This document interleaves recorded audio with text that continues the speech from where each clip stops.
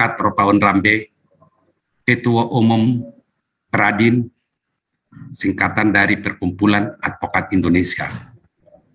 Sangat memprihatinkan dari dialog yang terjadi pada Zoom Anda, sudah saya simak dari A sampai Z. Saudara Paul Zong ataupun semua yang ada netizennya, telah kita pantau, kita mendengar. Justru saya sebagai penegak hukum sangat bukan lagi miris, tapi sangat prihatin. Pertama, Paul Zong itu adalah DPO Barreskrim Polri. Bisa berparkour seperti yang dikatakan oleh Ustadz Sugi tadi. Kemudian, koar-koarnya semua bertentangan kontroversial keadaan yang sesungguhnya. Jika itu benar kata-katamu, kami, saya, seluruh Indonesia ada, sampai ke pelosok tanah air manapun, saya mengkomandoin namanya Pos Bantuan Hukum Advokat Indonesia. Tidak ada yang kau katakan seperti tadi itu, Paul Zong. Demikian juga netizennya yang ada dalam Zoom-nya. Tadi sudah saya terangkan siapa diri saya. Kenapa? Yang saya pimpin itu menampung, membela, membantu orang susah. Bukan orang berada, orang punya duit. Tidak ada yang Anda katakan tadi, tidak ada keadilan di Republik ini. Justru sebaliknya, kalau Anda merasakan yang sesungguhnya, tidak mengingkari jati dirimu, jauh lebih enak, lebih indah, lebih elegan, lebih aman, tentram, sejahtera di Republik tercinta ini daripada negara-negara lain. Karena saya juga sudah keliling dunia, Paul Zong, mencari ilmu, bukan cari makan, bukan pelarian. Perlu para netizen yang saya banggakan, seperti halnya ada diskriminasi, ada macam-macam poin, sudah seperti halnya ada negara ini sebentar lagi mau berubah menjadi khilafah. Nanti selain daripada saya pembicara dalam Zoom kita ini, juga ada nanti Maoreh Reski dari Cirebon akan berikan apa itu khilafah. Apa Anda tahu apa itu khilafah? Khilafah itu justru sudah dilarang pemerintah. Tidak akan hidup di bumi persada, apalagi seperti kamu katakan 2024 negara ini akan berubah menjadi negara khilafah. Subhanallah. Jika netizen mendengarkannya, tolong disimak dengan baik-baik keadaan yang sesungguhnya, bukan mengada-ada, tapi fakta. Jika ada keluarga besar ataupun kaum Kristiani minta bantuan hukum dimanapun berada, kita siap. Hubungin saya Paul Zong, Advokat Ropaun Rambe di Jakarta, Ketua Umum Pradin. Kami akan berikan tanpa bayaran, tanpa kami minta donasi, tidak. Dan ini sudah berlangsung sewindu saya praktekkan di Republik tercinta ini dari Sabang sampai Merauke. Tidak ada apa yang kalian perbincangkan di dalam Zoom-nya itu semalaman. Begitu panjang, berapa jam itu. Saya simak habis, subhanallah. Amat sangat miris sekali. Saya ulang sekali lagi, jika ada kaum Kristiani ataupun kaum yang lain yang tertindas, apalagi yang katakan ada diskriminasi, tolong hubungin saya, lapor siapa orangnya. Tanpa bayaran, gratis. Dimanapun dia berada kami akan bantu. HAM-nya kami lindungi. Hak hukumnya kami ayomi. Jadi tolong jangan disesatkan anak bangsa ini. Yang sudah keadaan tenang, tentram seperti ini. Seakan-akan pemerintahan yang ada sekarang jika disimpulkan dalam Zoom dialog kalian, waduh, sudah tidak ada lagi kedamaian. Paul Zong ataupun netizennya, saya ini Advokat Ropaun Rambe, orang Batak asli. Keluarga saya 50% Kristiani. 50% seperti saya ini Muslim. Tapi kami rukun, nggak ada. Tidak ada, baik di perantauan, justru lebih akrab lagi di perantauan ini daripada di kampung. Di kampung pun akrab, tidak ada masalah. Kenapa kalian mengatakan hanya seorang KC? Hukumnya sudah jelas. Jangan disamakan strap barfaidnya, case atau kasus demi kasus. Nggak bisa disamakan. Dikatakan teroris, mana terorisnya toh?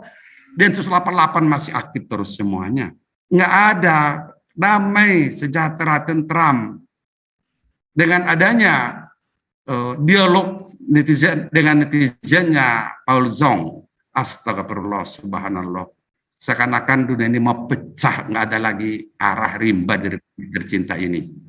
Tolong diperhatikan, jangan diputar fakta. Kalau seperti KC dihukum 10 tahun, tentu strap barfaidnya beda. Begitu juga saudara Saifuddin Ibrahim. Seperti yang saya utarakan tadi, nggak ada. Kalau ada yang datang minta bantuan hukum, minta perlindungan HAM, kami layanin, nggak usah mikir, nggak bayar. Kami berada di semua tiap pengadilan di Republik ini untuk memberikan hak-hak hukum bagi terdakwa yang tersangkut perkara tanpa bayar. Catat itu, nama saya Advokat Ropaun Rambe. Tidak ada yang bayar, nggak usah dipungut, tidak perlu mencari donasi. Kemudian, seperti tadi saya katakan, toleransi antar sesama. Kami di Batak sana di mana-mana semua seperti itu kok, tidak ada masalah. Tapi kalau hanya segelintir seorang oknum, yang namanya oknum KC, Saifuddin Ibrahim, seperti Anda, Paul Zong, sudah berurusan dengan pihak yang berwajib, jantan kamu hadapin, kalian hadapin itu. Nanti kamu nggak sanggup bayar pendamping advokat, saya siapkan 100 untuk kamu tanpa bayar, gratis. Mantap. Allahu Akbar. Allahu Akbar. Ini, jadi jangan dipelintir karena kasus demi kasus. KC 10 tahun, Yahya Waloni 3 bulan, 5 bulan. Terus siapa lagi itu? Munarman 3 tahun. Saya aja seorang advokat sudah setengah abad. Kalau tidak saya pelajari berkasnya, tentu saya tidak akan berikan komentar terhadap putusan itu. Apalagi Anda yang bukan sarjana hukum, bukan ahli hukum, kok memberikan komentar yang tidak pada tempatnya. Ini namanya penyesatan bagi umat Muslim, umat Kristiani, atau umat-umat lainnya. Tatanan yang sudah ada berjalan sekarang ini tidak ada masalah. Tapi kalau hanya seseorang oknum, bukan seorang lagi, oknum yang ingin merusak badan peradilan seperti Anda, Paul Zong, ini nggak benar. Pertanggungjawabkan perbuatanmu, kembali kamu ke tanah air. Itu yang baru namanya laki-laki. Hadapin. Kamu nggak punya pendamping, saya siapkan 100 untuk mendampingi kamu. Demikian juga Saifuddin Ibrahim. Nggak usah bayar. Negara sudah membayar kami. Negara bertanggung jawab kepada kami. Ini yang perlu saudara Zong dan netizennya, supaya tidak meruncing keadaan, supaya tidak membuat netizennya yang ribuan, bahkan ratusan ribu itu saya lihat, tidak sesat. Tolong diperhatikan. Kalau memang Anda itu kembali merasa ada diskriminasi hukum, saya mendampingi kamu. Baik saya pun di siapapun, tanpa bayar, siap. Tolong. Jadi kalau terus yang sedemikian rupa itu, apalagi dengan kategori kalian mengatakan mayoritas, minoritas, mana ada. saya tidak perlu bermeluk-meluk kata. Silakan Anda pergi ke kampung saya, ke Batak sana. Tidak ada. Berbicara agama berarti itu individual. Berbicara keturunan adalah darah. Ingat itu orang Batak. Kristal dalam kehidupannya. Melekat setiap saat napas. Jadi oleh karena itu saya minta dan juga menghimbau kepada aparat penegak hukum tentunya hal-hal yang seperti demikian tadi berarti hubungan satu dengan lainnya seperti aturan penyertaan atau yang diatur dalam pasal 55 dan pasal 56 KUHP ini sudah dapat dikembangkan. Tolong itu demi ketertiban, demi ketenangan, kedamaian kepada aparat penegak hukum dapat menyelesaikan persoalan-persoalan ini sebelum melebar lebih jauh. Demikian juga mungkin, tapi saya yakin Saifuddin Ibrahim pun menyimak dialog kita pada malam hari ini. Pulanglah ke negara ini, hadapilah proses hukum yang kamu lakukan. Keadilan itu tidak pernah lari, juga tidak pernah macam-macam. Bagi kami di Pradin, fiat justitia ruat kolum. Sekalipun esok hari langit runtuh, keadilan harus tetap ditegakkan. Demikian, salam berpuasa ibadah. Mungkin rekan yang lain dalam Zoom ini akan memberikan komentar ataupun pendapat, reaksi terhadap Paul Zong dengan netizennya yang ada di video YouTube. Terima kasih. Wassalamualaikum warahmatullahi wabarakatuh. Silakan. Waalaikumsalam warahmatullahi wabarakatuh. Demikian tadi sekilas yang disampaikan oleh Prof. Ropa Unrambe, Ketua Umum Perkumpulan Advokat Indonesia. Jadi bagi saudara-saudara yang bukan sarjana hukum, yang tidak mengerti hukum, tidak perlu kiranya Anda menanggapi sesuatu apalagi belum pernah membaca berkas perkara. Recording stopped. Ya, sekali lagi, alangkah sombongnya, alangkah angkuhnya seseorang itu kalau mencoba membahas Recording suatu in perkara, progress. tapi dia belum pernah membacanya, apalagi keahlian dan keilmuannya nggak ada. Recording stopped. Ya, kira-kira begitu. Kita lanjutkan videonya. Ini yang record siapa ya? Silakan. Tuh kan, pengacara goblok banget. Makanya saya bilang pengacaranya goblok banget. Kasus gampang begitu, kena 10 tahun saking gobloknya pengacara. Lain kali jangan pernah pakai pengacara Kamarudin. Itu orang paling goblok, pengacara paling goblok di dunia itu. Ya, udah mau di blow up, dibantu, malah tolak. Oh, tapi kan itu bukan si Paul. Oh, siapa bilang, Leo, itu orang saya. Kalau saya bilang enggak pun dia nggak akan jalan. Aduh, gimana sih? Itu namanya kerja tim, nggak perlu semua saya. Itu kita semua satu tim. Pak Raja Uti, Leo, kita semua satu tim. Kita semua satu tim. Ya kan?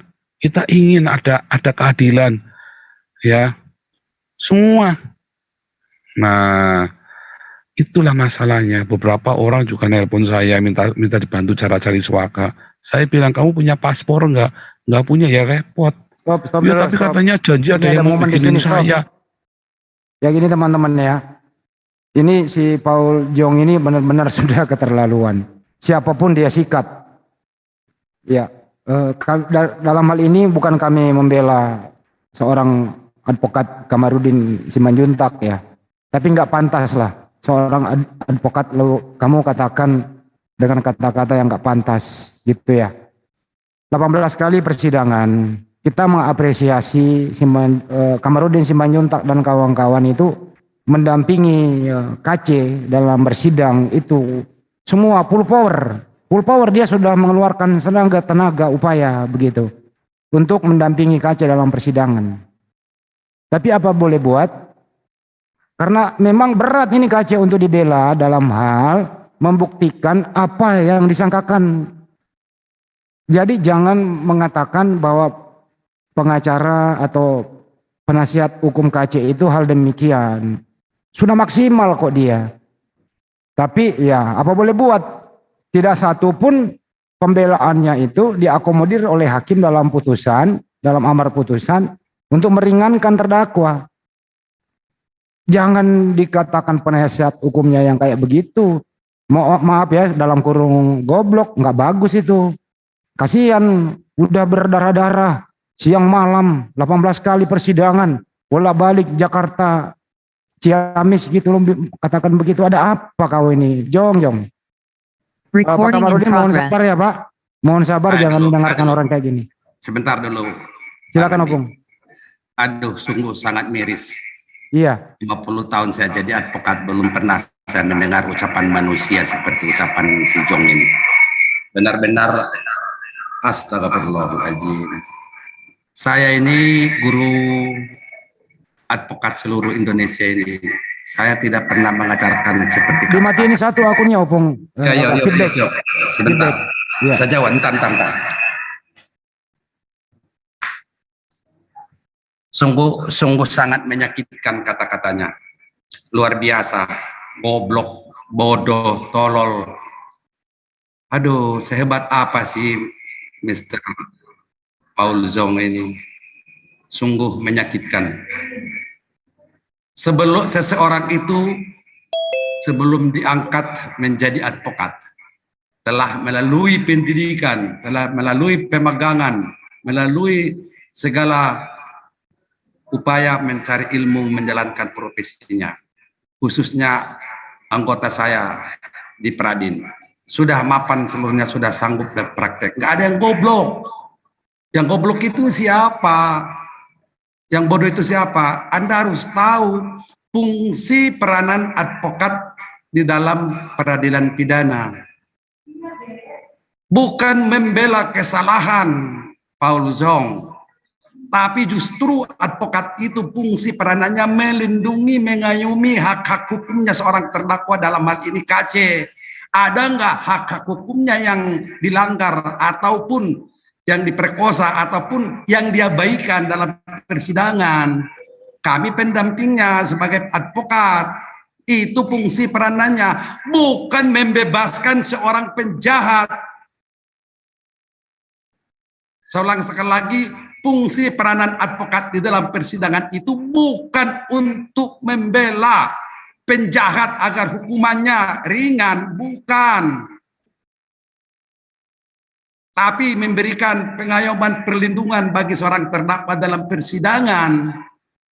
Hak-hak hukumnya jangan diabaikan, jangan dilanggar. Itu yang benar. Seperti halnya saya ngotot di persidangan, bila perlu protes all out. Kalau memang ada pelanggaran hukum terhadap hak-hak hukumnya terdakwa, kawanku. Demikian juga jaksa. Jaksa dia tuntut hukuman mati, hukuman ringan. Dia punya kompetensi untuk menuntut seseorang itu, seorang yang dihadapkan di dalam persidangan. Bukan untuk menghukum berat, bukan supaya ringan ataupun bebas. Di dalam persidangan itu adalah mulia. Bukan hakim, bukan jaksa, bukan advokat. Persidangan itulah yang mulia, Paul Zong, biar kamu tahu.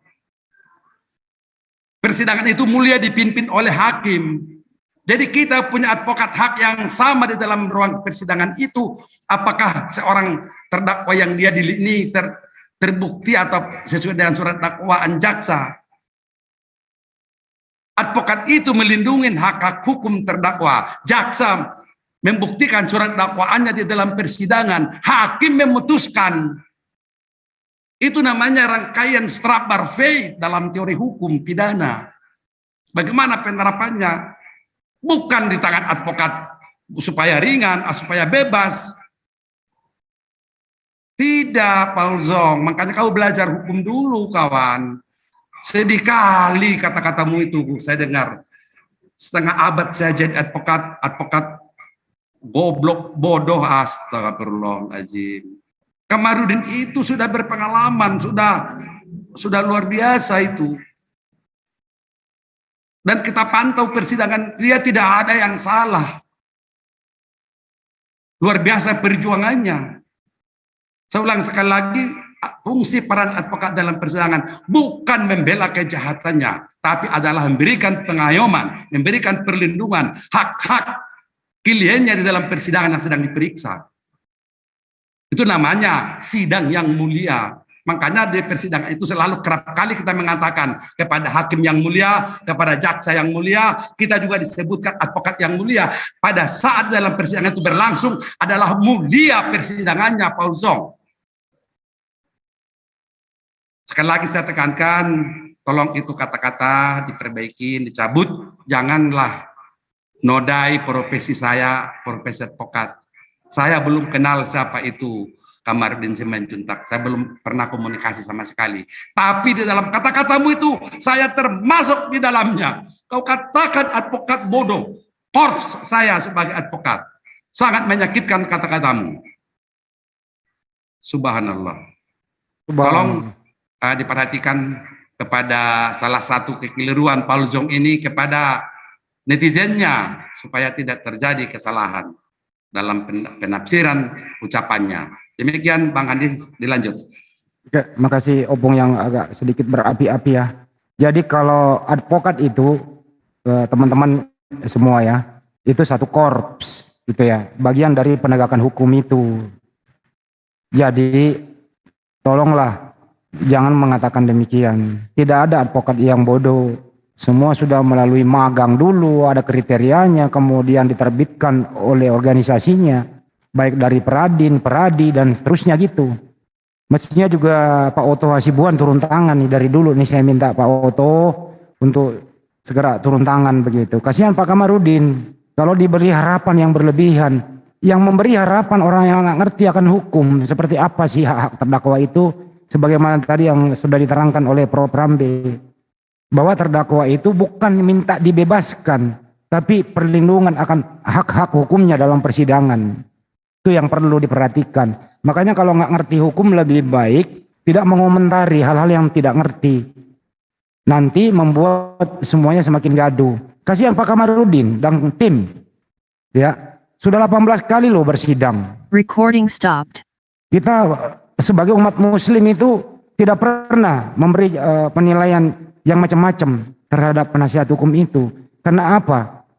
Kalau kami menjustifikasi, menghakimi seorang pengacara, artinya kita menghakimi semua pengacara yang ada di Republik ini. Begitu juga instansi yang lain. Gitu loh. Sekali lagi mari kita mengambil hikmah ini semua. Kalau tidak ngerti lebih baik tidak berkomentar. Itu dari saya. Lanjut video lagi, makasih. Lah, kamu yang main YouTube, kamu ngarep-ngarep orang bikinin paspor buat kamu. Nah ini mental-mental kayak gini nih, yang saya nggak suka. Makanya saya langsung bilang sama orang yang kenalin, nggak usah. Iya kan? Nah mental-mental seperti ini. Nah si KC ini kita sudah berkali-kali ya, Tuhan sudah kali-kali buka jalan buat KC supaya dia selamat, lolos. Tapi KC-nya kan ya nggak mau kan, diketemukan dengan orang-orang ini. Saya begitu tahu Saifuddin tidak mau buka rekening, saya langsung cuci bersih, nggak mau sentuh lagi, ya, karena saya sudah tahu apa yang akan terjadi dan sudah kita ramalkan semua di sini. Nabi ke-26 sudah mendapat ilham wangsit dari Jibril, langsung dari Jibril apa yang akan terjadi dengan KC. Kita sudah kasih tahu semua. Nabi ke-26 mendapat ilham langsung dari Jibril. Di dalam kekristenan itu nggak mengenal kata Jibril. Dan Nabi ke-26 ini Nabi palsu. Karena berdasarkan Nabi Muhammad SAW yang Nabi ke-25. Dari mana mereka berdasarkan 26? Ini hal-hal sangat provokatif dan cenderung menista. Si muka beginian, gelar Nabi dari mana? Istilah Nabi sendiri nggak ada di Bible gitu loh bro. Camkan itu gitu. Bagi teman-teman di luar sana, masihkah Anda percaya kalau orang mengakui dirinya Nabi, yang kondisi yang dialami sekarang adalah DPO dan buronan, tersangka Mabes Polri, orang ini. mengaku nabi yang ke-26 mendapat ilham langsung dari Jibril. Ada yang mau menanggapi nggak ini? Lucu ini. Silakan Ustadku. Ya, sedikit Bang Handi. Silakan Bang Joma. Bismillahirrahmanirrahim. Assalamualaikum warahmatullahi wabarakatuh. Waalaikumsalam. Alhamdulillah. Warahmatullahi wabarakatuh. Puji syukur kita panjatkan kehadirat Allah Subhanahu wa taala, dan juga salam serta taslim senantiasa kita ucapkan kepada baginda Rasulullah Muhammad SAW. Kiranya kita semua bisa mendapatkan syafaat dari beliau. Amin. Jadi saya masih mengingat perkataan Paul Zong, ya, dia mengatakan dirinya Nabi ke-26. Artinya secara tidak langsung dia mengakui Nabi ke-25, yaitu baginda Rasulullah Muhammad SAW. Itu nilai plusnya dari sekian banyak negatifnya ini manusia. Terlepas dia mengaku sebagai Nabi 26, yang pastinya secara sadar dia pun mengakui ada Nabi ke-25 baginda Rasulullah Muhammad SAW. Jadi saya tidak bisa terlalu jauh menyikapi terhadap putusan pengadilan, terhadap apa yang terjadi terhadap KC dan juga terhadap Ustadz Yahya Walonia, karena saya percaya dalam hal ini pemerintah pasti menjalankan amanat yang menjadi tugas pemerintah di dalam menentukan sebuah keadilan terhadap setiap masyarakat yang ada di tanah air. Oleh karena itu, saya mengatakan secara garis besar bahwa orang-orang ini termasuk Saifuddin sebenarnya itu bukan apa-apa. Yang dia benci sebenarnya itu adalah Islam. Islam yang dia benci. Kenapa? Karena negara Republik Indonesia ini, ya, itu ditakuti oleh bangsa luar disebabkan karena umat Islam mayoritas di negara ini. Dan tatanan hukum yang ada di negara ini itu selaras dengan apa yang terkandung di dalam Al-Quranul Karim. Itu yang dia benci sebenarnya. Bukan sistemnya yang dia benci, tetapi karena agama Islam yang mayoritas di negara ini itu yang dia benci. Terlihat daripada bagaimana kita lihat siapapun dia serang, ya, wujud bahwa kebenciannya itu sebenarnya terpola. Bencinya itu kepada umat Islam yang ada di negara ini. Padahal yang harus dipahami oleh Paul Zong dan krunya atau netizennya, umat Islam itu tidak bisa dipisah dengan NKRI. NKRI ya Islam, Islam ya NKRI. Karena Islam itu, ya, sistem pemerintahannya mencintai, melindungi, mengayomi semua manusia yang ada di bawah kekuasaan sebuah kedaulatan. Tidak melihat daripada suku, ras, agama. Itu Islam. Itu sepadan dengan Al-Quran. Sepadan dengan amanat daripada Pancasila. Islam ketika dia berkuasa sama seperti ketika apa yang kita alami saat sekarang. NKRI melindungi semua agama. Tidak membeda-bedakan antar pemeluknya, antar penduduknya. Membuktikan bahwa Islam semakin cinta terhadap NKRI. Kenapa? Karena NKRI telah menjalankan syariat yang menjadi pedoman di dalam Al-Quran. Di dalam surah An-Nisa ayat 66, itu sangat jelas diterangkan oleh Al-Quran. Allah kemudian mewahyukan kepada baginda Rasulullah Muhammad SAW, walau anna katabna alaihim ayatulu ampusakum awih ruju min diyarikum ma fa'alu illa qalilum minhum walau annahum fa'alu ma yu'azuna bihi lakana khairan lahum wa ashadda tashbita.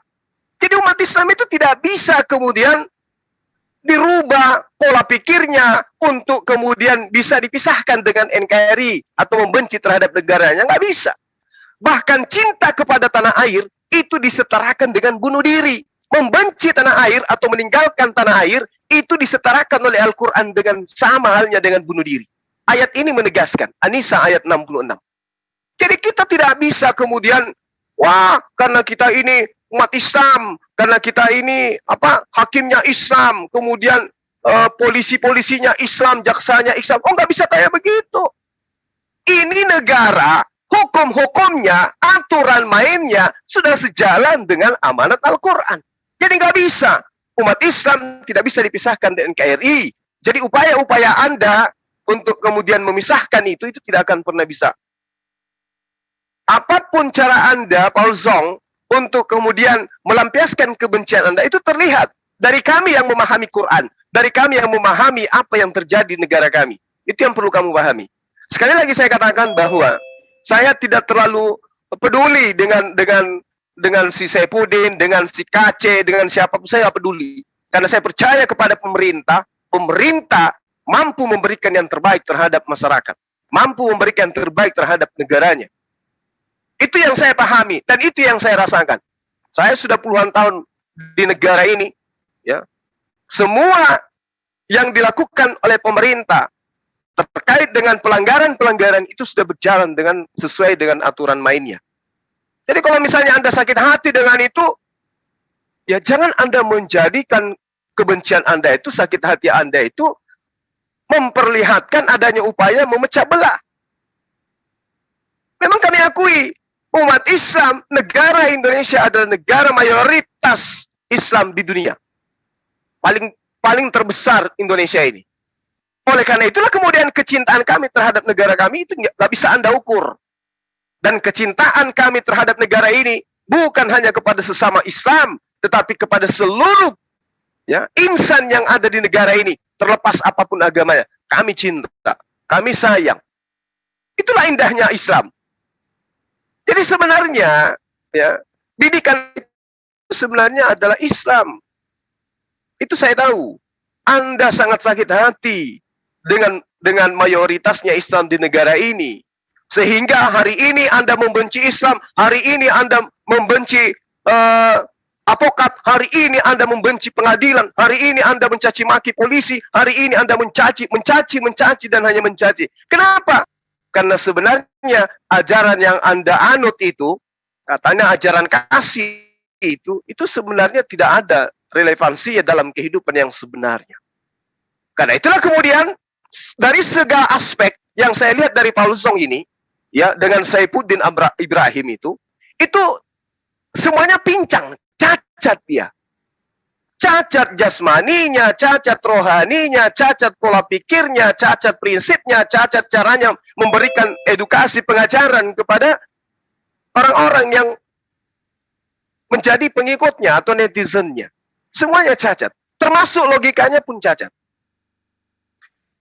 Jadi kesakitan yang kemudian didera, sakit hatinya terhadap keberlangsungan negara Republik Indonesia ini, yang begitu kita rasakan bagaimana membawa masyarakat ini menuju kepada sebuah kedaulatan yang sesuai dengan amanat yang dirumuskan oleh pendiri negara ini, itu berjalan dengan baik, lalu kemudian ingin dicederai. Oleh karena itulah kemudian salah satu cara untuk melampiaskan kebenciannya keluar menjadi TKI, menjadi petani di luar katanya, lalu kemudian menyerang negara ini. Itu termasuk menyerang negara ini. Itu serangan yang terhadap negara ini. Tapi saya tahu bidikannya itu adalah umat Islam. Tapi sangat disayangkan, Anda tidak akan pernah mampu mengorek-ngorek negara Republik Indonesia selama umat Islam masih ada di negara ini. Pahami itu. Demikian sementara. Silakan yang lain. Oke, makasih Bang Juma atas sanggahannya, reaksinya. Semoga saja di luar sana semakin tercerahkan ya. Pokoknya kalau si Jong ini bolehlah Anda jadi mendukung dia. Tapi mendukung itu perlu juga belajar supaya nggak menjadi korban pembodohan ya.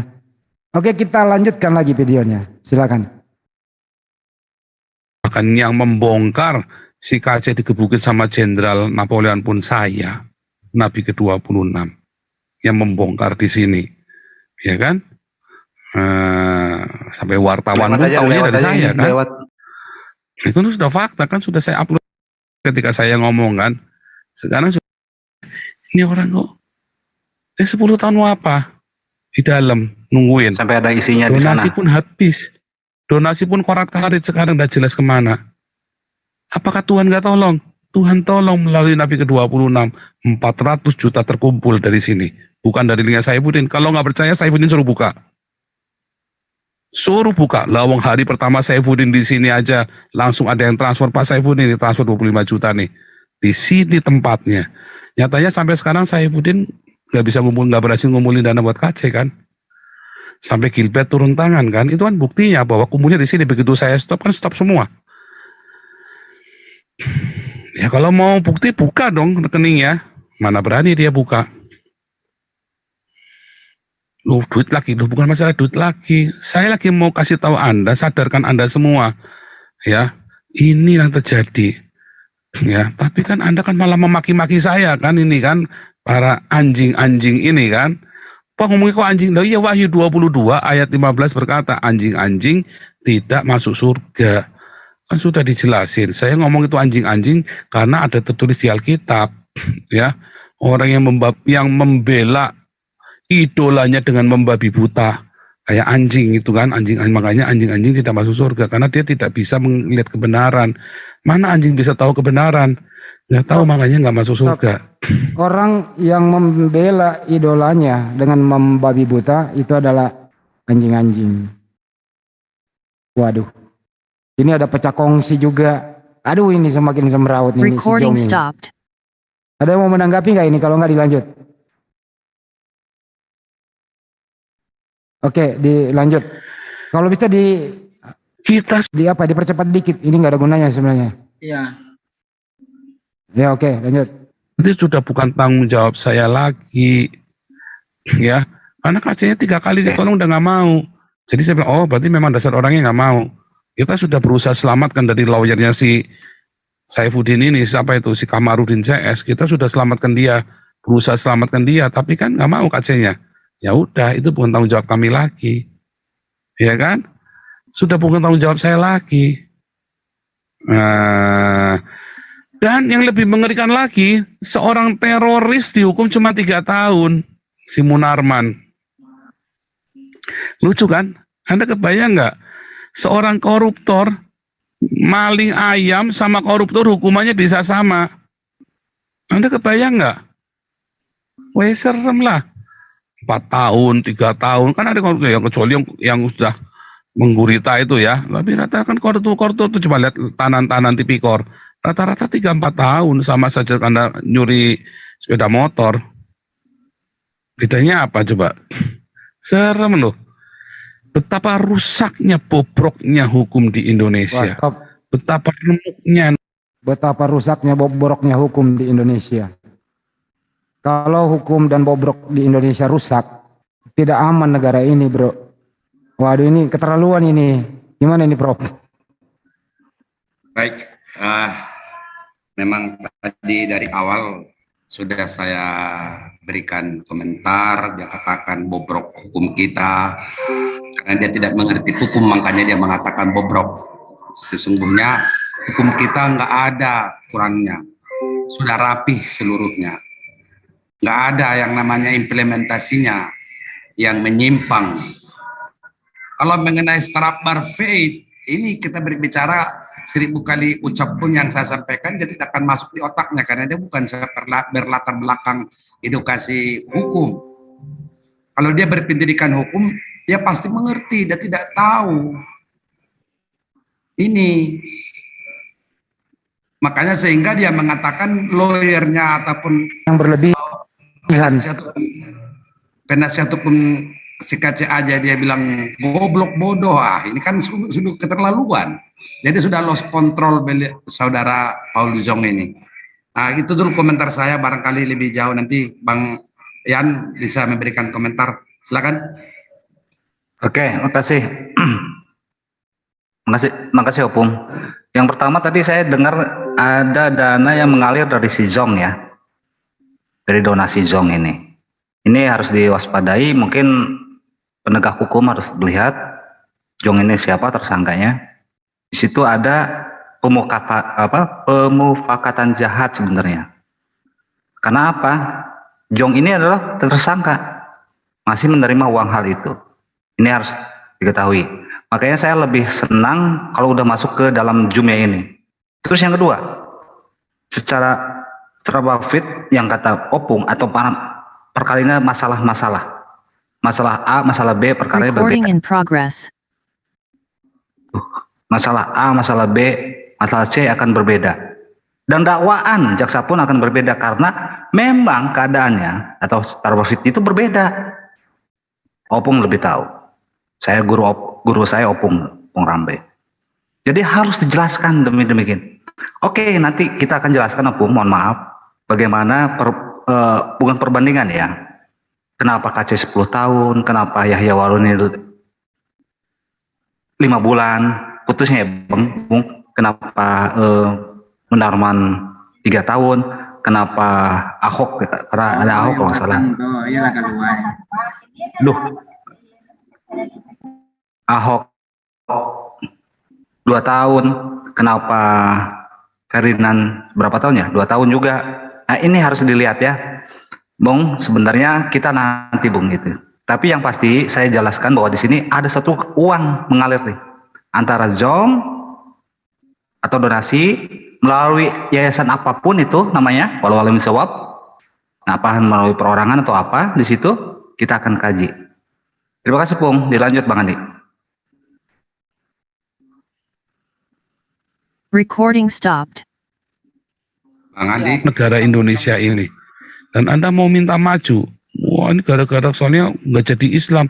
Indonesia faktanya sudah jadi, de facto Indonesia sudah jadi negara Islam.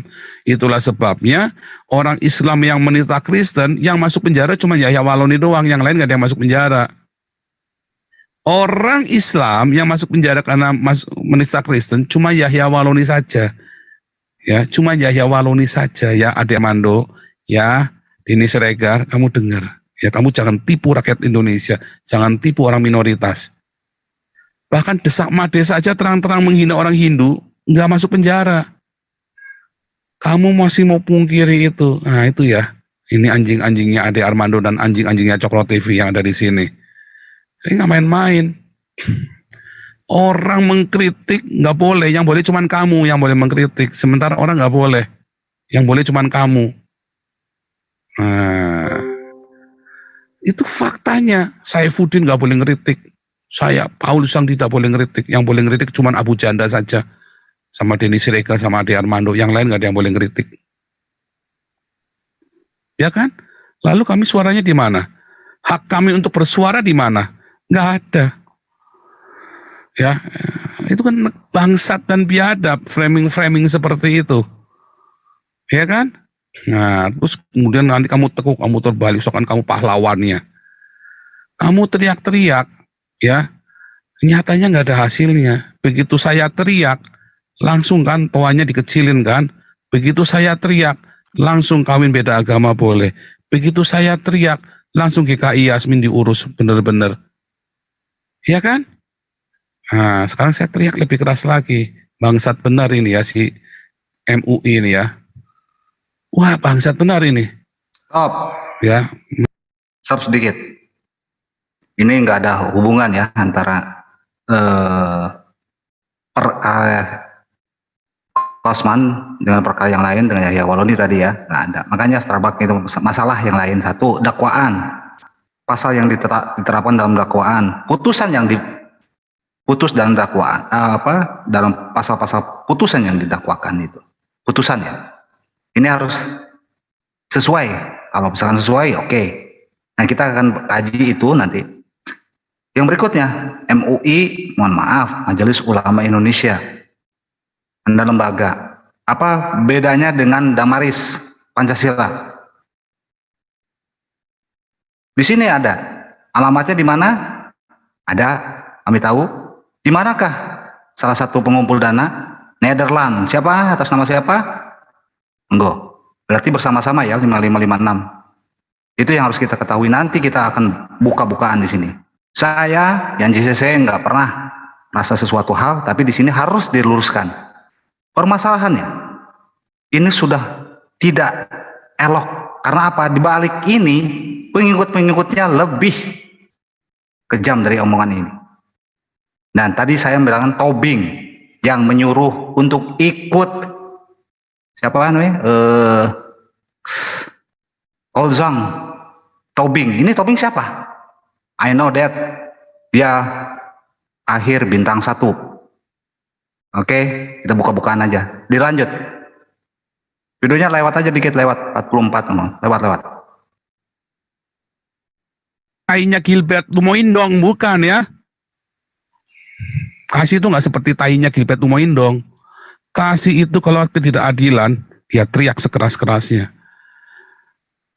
Teriak sekeras-kerasnya kayak Tuhan Yesus. Terkutuklah, celakalah kau ahli Taurat dan orang-orang Farisi. Itu kasih ya. Karena ada ketidakadilan. Menko Polhukam dalam hari ini nggak adil. Dia tutup mata, tutup kuping, congekan langsung. Begitu dengar kata Abdul Somad,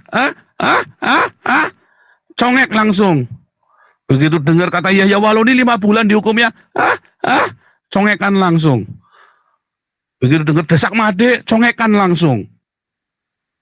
Nah, itulah nyatanya Menko Polhukam pun congekan. Ya. Itulah nyatanya Indonesia. Amnesty International yang di Indonesia pun itu bangsat biadab. Komnas HAM-nya pun bangsat biadab. Sudah tenang pedofil pembunuh. Astagfirullahaladzim, ini orang betul-betul apa yang diomongkan itu sudah tidak ada dasarnya sama sekali ya. Menko Polhukam dibawa-bawa, MUI dibawa-bawa, kasus Munarman dibawa-bawa, Yahya Waloni dibawa-bawa. Padahal dia nggak pernah buka berkasnya seperti apa sih yang menjerat Munarman itu. Munarman itu bukan teroris loh ya bro ya. Gitu ya. Jadi tolonglah kalau berbicara itu pelajari dulu berkasnya gitu loh. Opung aja sebagai advokat itu nggak berani menyentuh itu karena belum pernah buka berkasnya seperti apa gitu. Seorang Menko Polhukam itu tidak bisa mengintervensi hukum, apalagi dalam peradilan. Peradilan itu merdeka, tidak bisa diintervensi oleh siapapun gitu. Ya kalau misalnya KC 10 tahun ya sudah terima nasib udah. Masih ada kan jalannya lu banding. Nggak usah nyalain semua yang lain yang nggak ada urusan gitu. Tidak ada korelasi antara kasus KC dengan kasus yang lain, nggak ada. Ya sebagai orang awam tentang hukum saya rasa pasalnya juga berbeda. Penanganannya berbeda. Semua berbeda gitu loh. Jadi nggak apple to apple kasus yang lain dibandingkan dengan kasus KC. Kalau KC sudah diponis 10 tahun penjara dan membusuk di penjara, ya jangan nembak sana sini gitu loh. Koreksi diri kira-kira apa? Kok bisa 10 tahun? Mestinya introspeksi diri. Oh artinya kena 10 tahun karena kena pasal 14 itu tadi. Tidak boleh kita menafsirkan ayat suci agama lain di luar daripada penafsiran pokok. Karena menimbulkan kegaduhan di masyarakat. Nah untuk supaya tidak gaduh, sebagai seorang murtadin, sudah menjadi pendeta, ataupun tidak, ajari dia tentang Bible gitu loh. Ajari dia siapa itu Yesus, apa itu Trinitas, apa itu Warnes, apa itu Katolik, kenapa ada 77 kitab, kenapa ada 67. Ajak dia, ajarin dia dengan baik, supaya dia bisa mengajarkan Bible dengan baik. Kamu mau teriak 1 kali 24 jam Bible, baik di dalam gereja maupun di luar gereja, tidak ada hukum yang bisa menjerat itu. Karena negara ini menjamin keamanan beribadah bebas sesuai dengan keyakinan masing-masing. Tapi kalau Anda coba-coba dengan cara si KC, masih Anda membela membabi buta, itu artinya akal sehatmu kemana? Itu dari saya, mudah-mudahan Opung bisa memberi penjelasan yang lebih detail tentang hukum. Silakan Opung. Baik, terima kasih Bang Andi. Paul Jong, memberi komentarmu itu sangat menyakitkan dunia peradilan. Menyebut Polhukam, menyebut pula HAM, Komnas HAM. Apa hubungannya dengan mereka semua itu, Paul Jong? Menko Polhukam itu adalah politik hukum. Anda ini pendidikannya apa sih sebenarnya? sulit saya menjebaknya. Yang kau katakan itu tidak ada sedikit pun bersandar, beralasan, ataupun berdasar.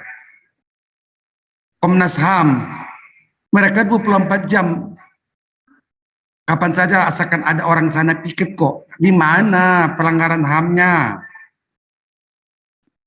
Kalau soal proses hukum berarti itu bukan lagi HAM.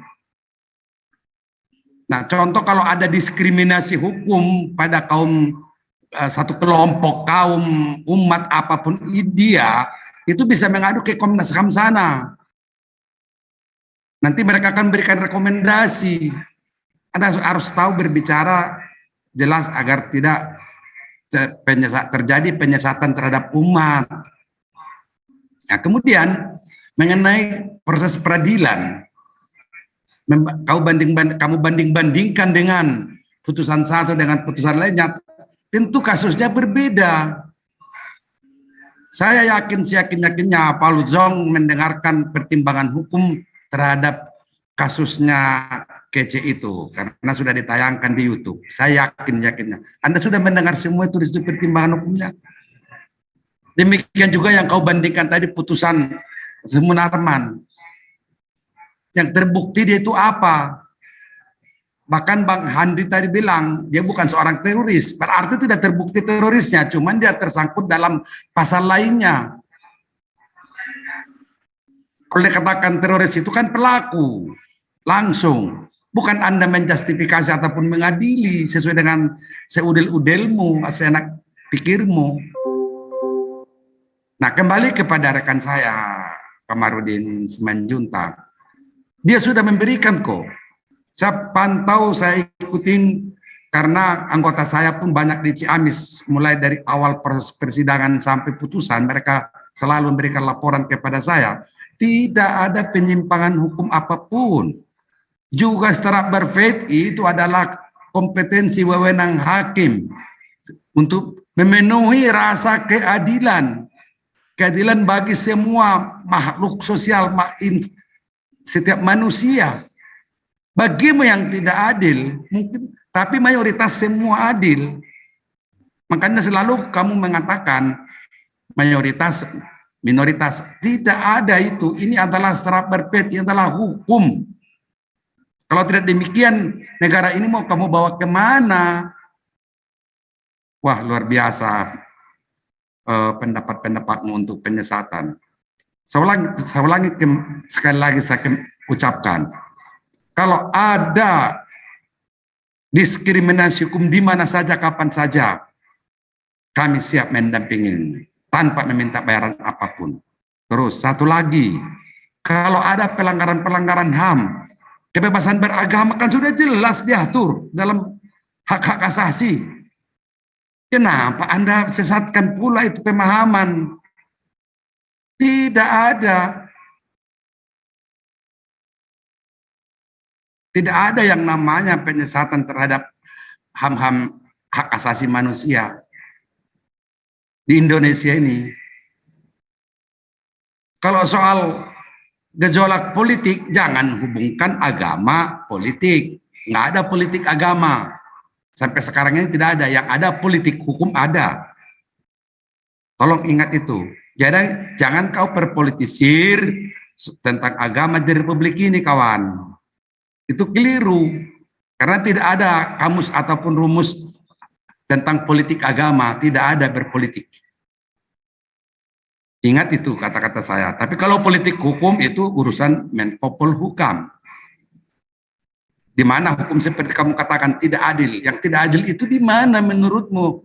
Mengenai sanksi hukuman, kau bandingkan satu dengan lainnya, lihat dulu status kasusnya.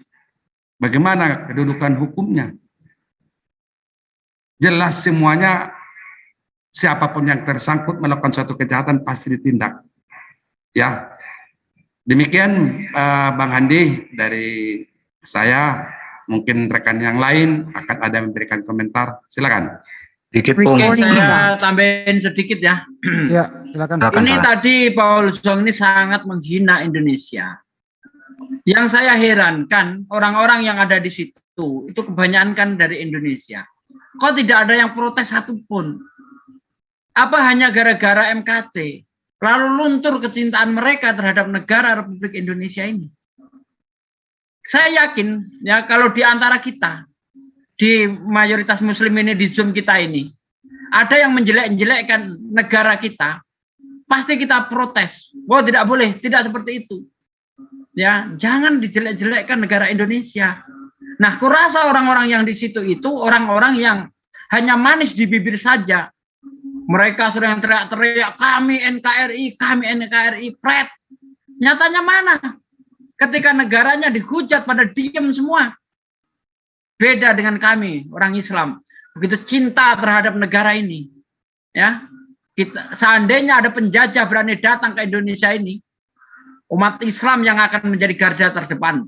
Kalian ngacir, pada ngumpet. Dinilai dari sini saja. Anda tidak punya giroh, tidak punya kecintaan sedikit pun terhadap negara. Ya, Anda hanya ingin cari enak. Tetapi giliran negara Anda dihujat, pada bisu semuanya. Heran saya dengan kalian itu. Ya, lanjut Bang Andi. Bang Yan. Silakan. Oke, satu yang kita harus sadari. Tadi Opung sudah membuka sih sebenarnya. Nah, Opung ya. Inilah perbedaan antara apapun permasalahannya. Salah satunya misalkan masalah KC. KC didakwa, itu dakwaannya modelnya apa itu alternatif, kumulatif, kombinasi ataupun apa, primer, subsidiar ataupun tunggal, itu bukan cerita nanti. Tapi di situ ada terletak pasal 14 Undang-Undang Nomor 1 Tahun 1946 dengan ancaman hukuman 10 tahun, itu yang pertama. Yang kedua, Yahya Waluni, apakah ada pasal 14 di situ diterapkan? Tidak ada, hanya 156. Ya. Yang ketiga, Osman tidak pernah meminta maaf dan tidak pernah melakukan bahwa dia menyesal dalam perbuatannya. Yahya Waluni, kita ke Yahya Waluni ya. Ke Ustadz Yahya Waluni, dia melakukan hal apa yang disebutkan saya tadi. Minta maaf, merasa menyesal telah berbuat atau berkata-kata agak kasar. Tapi di situ jelas. Kenapa? Satu, bisa membandingkan pengacaranya dengan ayat-ayat yang didakwakan oleh jaksa. Ya. Siapakah jaksa yang menyidangi Yahya Waluni? Dari umat Anda. Saya tahu. Siapa yang menyidangi? Mengapa begitu? Dalam aturannya? Ya. Supaya tidak ada hal-hal yang lain. Tidak, umat muslim akan curiga, umat Kristen curiga. Itu yang pertama. Yang selanjutnya, Munawan. Dakwaan ke-1. Dakwaan kedua. Ke-1 tidak terbukti. Majelis hakim membuktikan putusannya, membuktikan pasal kedua atau dakwaan kedua, yaitu pasal 13. Pasal 13C. Huruf C. Pasal 13 junto pasal 7 ini ya, ditetapkan itu Setiap orang yang dengan sengaja memberikan bantuan. Itu jadi pasal 3, bentar Bang. Pasal 13 itu intinya memberikan atau menyembunyikan informasi intinya. Jadi di situ tidak ada menunjukkan bahwa dia teroris. Menyembunyikan informasi tentang. Nah, di sini jelas. Kenapa? Cuma 3 tahun. Berbeda dengan yang lain. Teroris misalkan Amrozi, Anung Samudra, dia pelaku.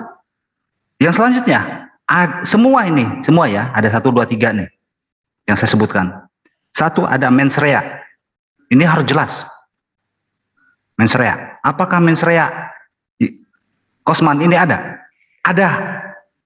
64 dibuktikannya. 64 berulang. Berulang ini terus diulang-ulang mens rea. Bagaimana actus reusnya atau perbuatannya? Itulah dilakukannya 17 kali. Yahya Waluni, no mens rea, karena itu dalam dakwah, dalam lingkungan muslim. Apa aktus reusnya ada? Ada, karena kasar. Tapi mens reanya tidak ada. Sekarang Munarwan, aktor mens rea ada? Tidak. Walau nggak bisa dibuktikan mens reanya. Dakwaan ke-1. Kita objektif ya, harus objektif. Dakwaan kedua, barulah di situ ada aktorius karena menyembunyikan kelakuannya. Situ. Jadi perbedaannya jelas supaya orang Indonesia tahu. Jadi ini pencuri sepeda, dua-duanya sepeda nih. Kok beda ya? Satu tahun, yang satu cuma 3 bulan. Kenapa? Satu, misalkan sepedanya untuk pergunakan untuk bekerja. Kalau nggak bekerja dia anak istri nggak makan. Tapi yang satu untuk bermain. Di situ sudah jelas akan berbeda. Ini putusan lain. Karena dalam hukum pidana ada punya hukum moral. Disitulah. Nanti belajar 4 EKS mungkin, Jong. Nanti sama Opung, Rambe. Terima kasih Bang Andi. Ya itu ya, kalau nggak ngerti sesuatu nggak usah diomongkan, apalagi belum pernah mempelajari berkasnya. Itu terlalu naif lah orang yang nggak ngerti. Bukan sarjana hukum, tapi lebih pintar dari para profesor hukum. Bahkan mengatakan siapa itu penasihat hukum Komarudin Simanjuntak bodoh, bego. Waduh, ini naif sekali, Jong. Benar-benar. Itu si penasihat KC itu, kami muslim nggak pernah mengatakan demikian. Beliau udah bekerja maksimal 18 kali kok sidang itu. Capek itu orang kamu katakan kayak demikian gitu. Nggak bagus itu. Kita harus Pernah, Bang? Ya, Saya silakan. mengatakan goblok. Ya. Kenapa? Karena dia masuk ke teologi. Oh, ya kalau udah berteologi ya saya nggak bisa ikut campur. Karena ini masalah hukum kok dicampur sama teologi. Gitu Pak De ya. Ya. Jadi nggak relevan itu, Jong, kalau Anda mau berteologi dengan profesi seorang pengacara. Ya saya juga himbau sih kepada penasihat hukum ya profesional dikit juga lah, supaya tidak dicerna orang bodoh seperti si Jong ini semakin terbodoh-bodohkan gitu. Agak profesional juga sih. Lebih baik terbuka, kalau selesai di sidang, katakan apa adanya, fakta persidangan. Nggak usah juga membanding-bandingkan dengan yang lain. Nah ini juga membuat orang-orang yang nggak ngerti hukum ikut-ikutan gitu loh, kayak beginian. Tuh dari saya, dilanjut videonya lagi. Agak dilewat aja Bang sampai orang rombongan itu masuk aja Ya, Bang. lanjut ke yang Ya. Nah ini. di situ, nah kurangin dikit. Oke. Muslim. Jadi putusan KC sebenarnya ini pemanasan bila khilafah berkuasa akan tambah parah, yang namanya rajam dengan batu, penggal kepala, ya, kafir, bunuh akan terjadi. Nah, putusan KC ini adalah pemanasan bahwa inilah yang namanya ketidakadilan. Kita masih NKRI aja sudah kayak gini hasilnya. Buka mata. Denny Siregar, Ade Armando, Abu Janda. Itu yang dimaksud dengan retorika. Lihat video-video. Itulah yang namanya retorika. Kenapa? Di dalam diri mereka itu agamanya apa? Adakah orang Kristen yang bersuara lantang seperti mereka? Nggak ada. Jadi yang namanya suara kenabian. Adakah orang Kristen yang berbicara lantang seperti demikian? Ada, itu KC udah diponis 10 tahun. Mana sih ini orang, palanya kemana, matanya kemana? Saipudin Ibrahim itu udah jadi DPO tersangka.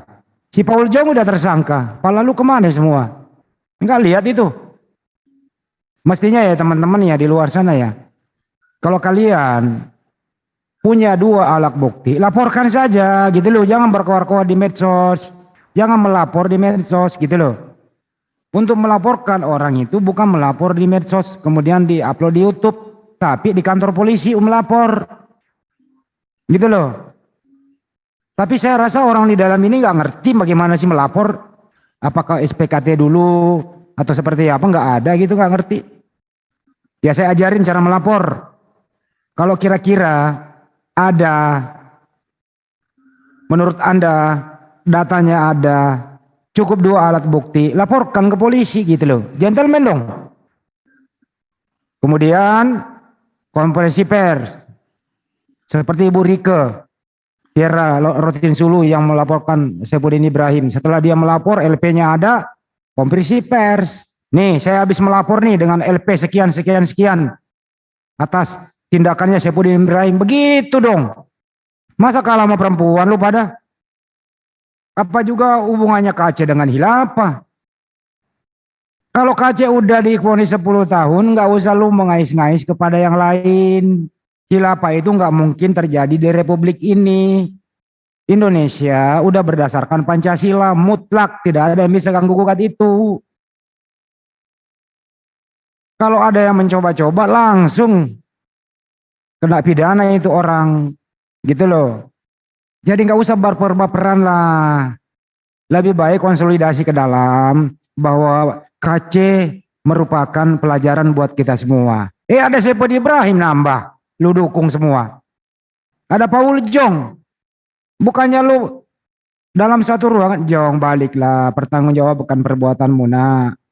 Kalau memang kamu merasa benar mengaku yang ke-26, baliklah. Kan ada Yesus yang mengutus Jibril pada kamu.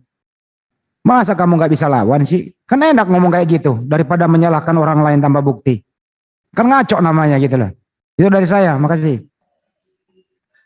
Sedikit Bang Adi, nambahin Ya. Bang Adi. Assalamualaikum warahmatullahi wabarakatuh. Kalau kita melihat dari pernyataan Pauzong dan kawan-kawan yang masuk di dalam Zoom ini, sepertinya mereka ini sama sekali tidak pernah paham apa yang dilakukan oleh si KC.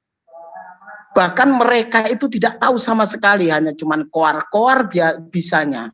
Bahkan mereka itu menyalahkan Pancasila, keadilan sosial bagi seluruh Indonesia itu seperti nggak berlaku di Indonesia. Padahal kalau memang itu tidak berlaku di Indonesia, habis Kristen mungkin tidak ada sekarang ini. Nah, jadi alangkah mirisnya saudara-saudara kita ini yang mendewakan si Zong ini. Sepertinya si KC ini seorang yang benar. Mereka ini tidak pernah tahu apa yang dilakukan KC. Sebelum melangkah, cobalah dipelajari apa yang dikatakan KC. Benar enggaknya, objektiflah berpikir. Mereka tidak pernah merasakan apa yang dialami seandainya mereka sendiri dihujat. Nah, jadi dengan perkataan-perkataan KC seperti itu, jelas di dunia maya.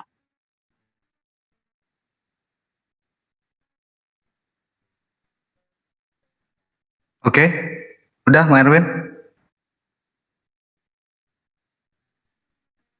Monolog serta membuka hati. Jadi mereka gimana? Halo. Ya, lanjut. Lanjut kalau ada yang ini mau nambahin. Oke, terima kasih. Ini supaya jadi perhatian buat kita semua ya. Khususnya kaum yang bukan penyembah dalam artian kaum yang mengidolakan Osman, mengidolakan Saifuddin yang sekarang sudah tersangka, ya kan?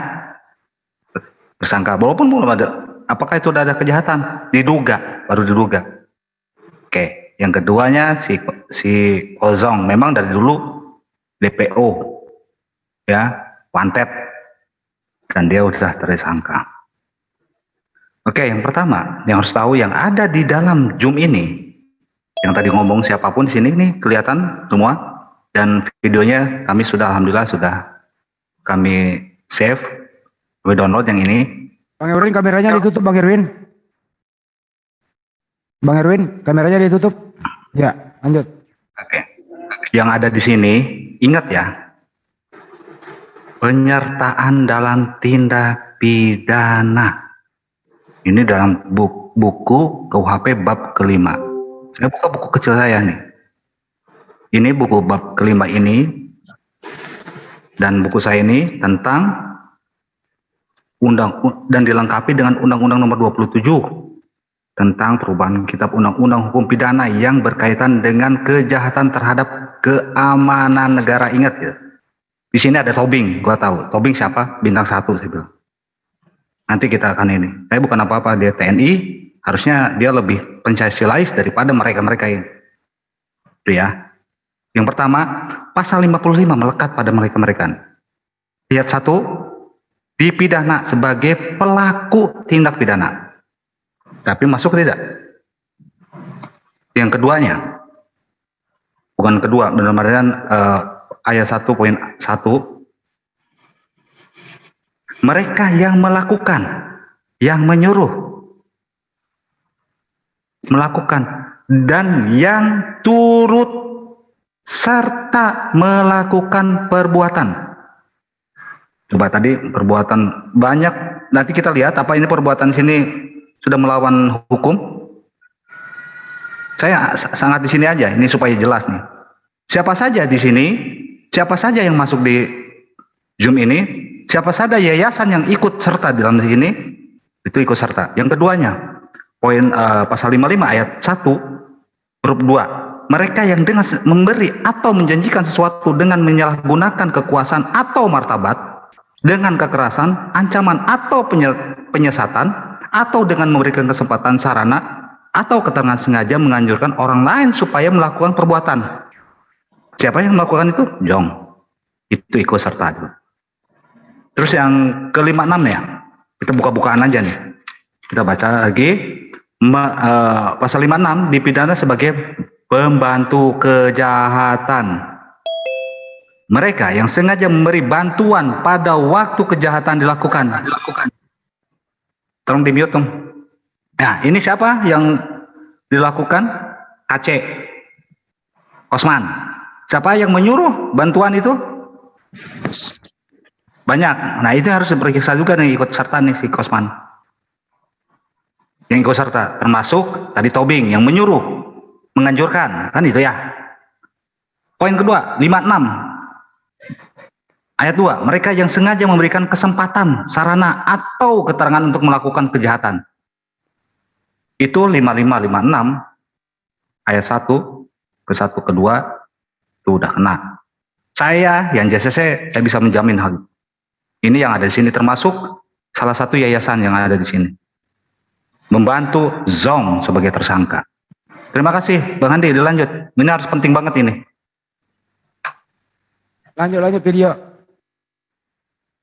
Ini suara kenabian Abi yang sekarang lagi di luar, dukung ya, dukung penuh tanpa basa-basi. Bukti pengadilan KC adalah bukti bahwa, bayangin, pengadilan terlama penistaan agama KC loh. Dan apa yang terjadi putusan 100%. Artinya apa? Setiap hari sidang sampai larut malam, hakim siapapun mereka mau dalam hati ya. Stop, menertawakan pengacara. Biarkan dulu. Bentar Bang.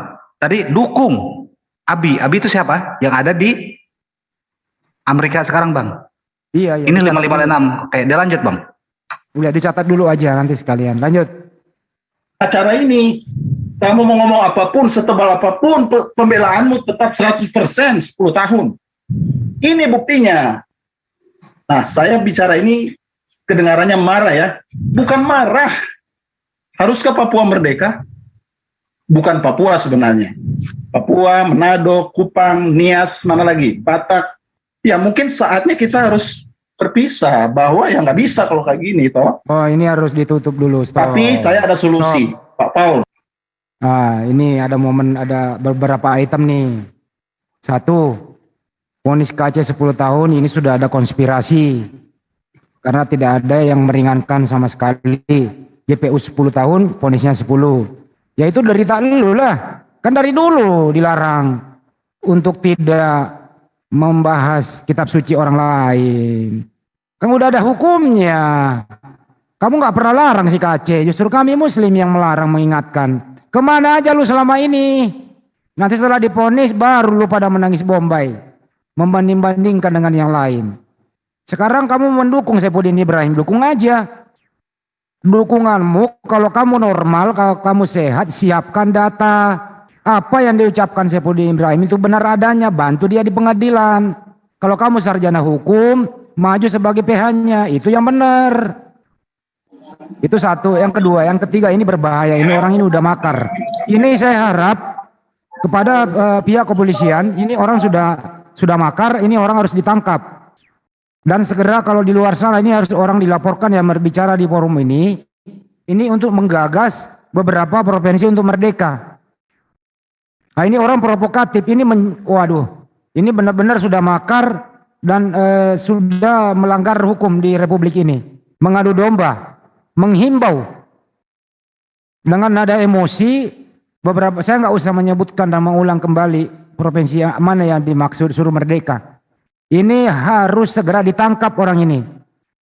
Mohon kepada petugas kepolisian, ini nggak perlu dilaporkan, Pak. Ini nggak perlu dilaporkan, cukup mendengarkan video ini, langsung penyelidikan, kemudian langsung dijadiin tersangka gitu loh orang kayak begini. Ini merusak NKRI gitu loh. Kalau menurut saya ini orang nggak perlu dilaporkan, langsung ditangkap, Pak. Karena udah memprovokasi, mengajak beberapa provinsi untuk merdeka. Wah, ini berbahaya sekali. Silakan yang lain. Kalau nggak ada lanjut ya.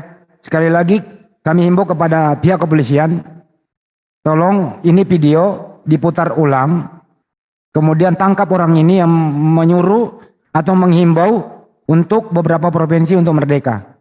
Coba diulang kembali videonya, Mas Ronald. Siapa orang ini? Siapa namanya orang ini? Papua, Manado, Kupang, Nias, mana lagi? Batak. Ya, coba. Nah, saya bicara ini kedengarannya marah ya. Itu yang bukan marah. Haruskah Papua merdeka? Bukan Papua sebenarnya. Papua, Manado, Kupang, Nias, mana lagi? Batak. Ya mungkin saatnya kita harus berpisah, bahwa ya nggak bisa kalau kayak gini toh. Tapi saya ada solusi, Pak Paul. Di dalam Alkitab, kalau kita baca Perjanjian Lama, bagaimana cara Allah menyatakan murkanya atas bangsa Israel, Allah selalu Sebentar, itu pakai nama Kopi Kristi Ribon namanya di situ. Siapa? Iya. Kopi Kristi Ribon. Ada tuh di catatan saya tuh nama-namanya, saya catat situ. Oke. Kopi Kristi Ribon. Betul. Oke, jadi yang berbicara di sini Pak Polisi, Kopi Kristi Ribon mengajak beberapa provinsi untuk berpisah atau untuk merdeka. Ini orang harus ditangkap. Sekali lagi, ini orang harus segera ditangkap. Makar. Makar. Terlalu. Gara-gara karena si KC dihukum 10 tahun, apa hubungannya? Coba kamu berkata demikian. Apa kamu sadar? Aku pengen mau mendengarkan sinkronisasi perjanjian lama, apa yang dimaksud. Coba, paling dia baca Hosea atau apa, coba kita baca, kita dengarkan apa yang lain. Coba, dia mau pakai apa di perjanjian lama. Lanjut.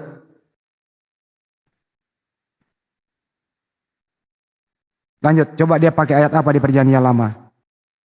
Pergilah kamu ke kota gitu. Coba.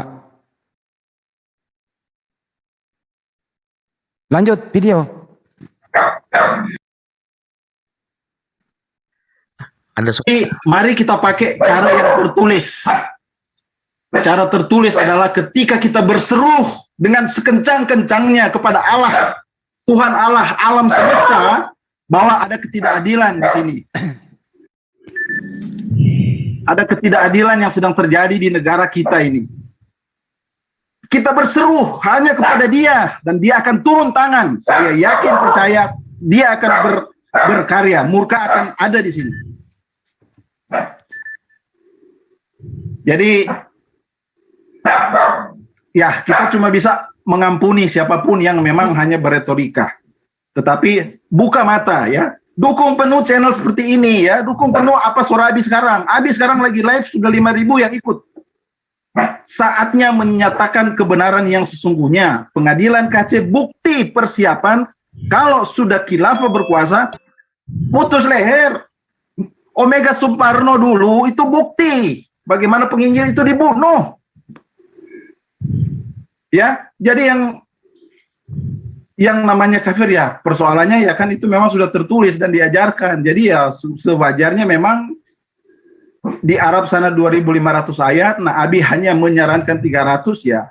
Buka mata jadinya ya. Nah kalau mau NKRI tetap NKRI ya harus buka mata dan bersuara lantang. Jangan hanya retorika. Ade Armando, Denis Regar, Abu Janda, itulah bukti retorika. Kenapa? Karena darahnya kan dia kan siapa? Ajarannya apa? Pegangannya dia bukan ini. Kalau ini kan Alkitab. Pegangannya dia kan yang itu. Sepinter-pinternya ngomong, tetap darahnya dia itu. Hakim sepinter-pinternya dia duduk di meja hakim, dalam hatinya dia udah tahu dia akan putus full 100%. Mau pengadilan 1 tahun pun, putusan akhirnya 100%. Artinya apa? Ini adalah bukti bahwa pengacara itu gagal. Sejago-jagonya pengacara, bukti bahwa gagal. Bayangin, vonis maksimal.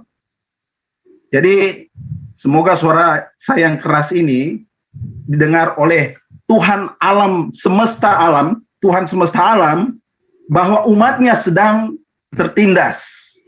Ada ketidakadilan di negara ini. Ya. Mari kita berseru, minta Tuhan turun tangan untuk mengatasi ketidakadilan yang ada. Dengan cara dia, kita tidak tahu caranya apa. Tapi mari dengar suara-suara kenabian yang diserukan, baik lewat channel ini, channel yang lain yang menyuarakan kenabian. Tentunya misi kita adalah keadilan, kebenaran, ada di negara tercinta kita, Indonesia. Terima kasih, itu aja Pak Pol. Ya itu dia. Bisa ditanggapi nggak nih? Ada yang menanggapi nggak? Ini makar nih orang ini. Dia boleh bang. Siapa barusan? Monggo. Dedi tahu siapa namanya, Ded? Enggak, jangan saya sembarangan. Itu apa? Opung atau Pak Yan, silakan. Nah, namanya orang itu. Kopi Kristi Ribon. Bang Andi. Kopi Kristi Ribon. Ini namanya Kopi Kristi Ribon. I-nya pakai Y. Nah, tadi kan saya ngomong, apakah ada yayasan di sini yang ikut serta dalam? Belum ke yayasan, Pak. Belum. Sebentar, Jong ini. Karena ini banyak bang, supaya saya nggak ini. Ini ingetin ya menit berapa ini? Nanti balik lagi, bentar aja. Tanggapi dulu yang makar ini. Ya, sebentar. Gampang bang, 49. Coba Kang Ronald ke 1 jam 30. Di pause aja, nggak apa-apa di pause. 1 jam 30. Ronald. Om Ronald. Udah. Ya bang, 1 jam 30. Ya. Nanti balik lagi ya. Dari 49.50 lah. 1 jam 30. Terus. Up. Nah, itu Sonia memberikan makan Indonesia, Yayasan Damaris Pancasila, BCA, bla bla bla, penginjil dunia, Hegios Internasional, NL 96, ING, B 0679 588938, bit grade 2A. 0675 588936. Nederland, siapa dia? Zong, balik lagi ke menit 50. Itu aja supaya kita nggak bawa bohong bahwa ada yayasan yang ikut serta di dalam Zong ini. Monggo dibalik lagi Bang Andi. Ronald, menit 50. Lanjut Bang Andi. Yang mana yang mau ditanggapi nih? Ya. Yang tadi, boleh. Oke. Ya bolak-balik gitu loh, silakan. Ya mau yayasan apa yang makar gitu loh. Ini saya ngomong yang yayasan itu karena saya ngomong yayasan. Apakah ada yayasan situ? Itu ada buktinya. Makar, satu ya? Bang Andi. Ya udah, yang ini kembali lagi yang tadi. Monggo. Oke. Bisa? Silakan Pak Dok. Bismillahirrahmanirrahim. Assalamualaikum warahmatullahi wabarakatuh. Waalaikumsalam warahmatullahi wabarakatuh. Bismillahirrahmanirrahim. Sadari wa yassir amri wa hlul 'uqdatam min lisani yafqahu qawli. Sekaitan dengan mengajak untuk beberapa provinsi untuk memisahkan, artinya membuat suatu, sepertinya membentuk suatu negara-negara di dalam negara. Kita harus pahami bahwa konsep di 4 pilar di negara kesatuan Republik Indonesia itu. Yang pertama adalah Undang-Undang Dasar 1945, yang kedua Pancasila, yang ketiga adalah Bhinneka Tunggal Ika, dan yang keempat NKRI harga mati. Siapapun yang mengusik dan akan merusak NKRI maka termasuk dalam perbuatan makar. Nah, orang-orang ini saya kira tidak untuk hidup di dalam negara kesatuan Republik Indonesia kalau tidak dilakukan upaya-upaya hukum orang-orang seperti ini, apalagi pendengarnya, para netizen, jangan sampai ikut-ikutan sama ini, karena NKRI itu harga mati. NKRI ini direbut bukan dengan hanya dengan kata-kata, tapi darah. Indonesia merdeka ini direbut dengan darah saudaraku, dengan darah syuhada, darah para pejuang. Tidak gratis itu Indonesia merdeka. Mempertahankan negara kesatuan Republik Indonesia jauh lebih sulit daripada merebut. Untuk itu siapapun yang akan mengotak-atik negara kesatuan Republik Indonesia itu hukumnya makar, dan harus, saya kira penegak hukum harus menyikapi dengan tegas. Demikian, makasih. Assalamualaikum warahmatullahi wabarakatuh. Waalaikumsalam. Waalaikumsalam warahmatullahi wabarakatuh.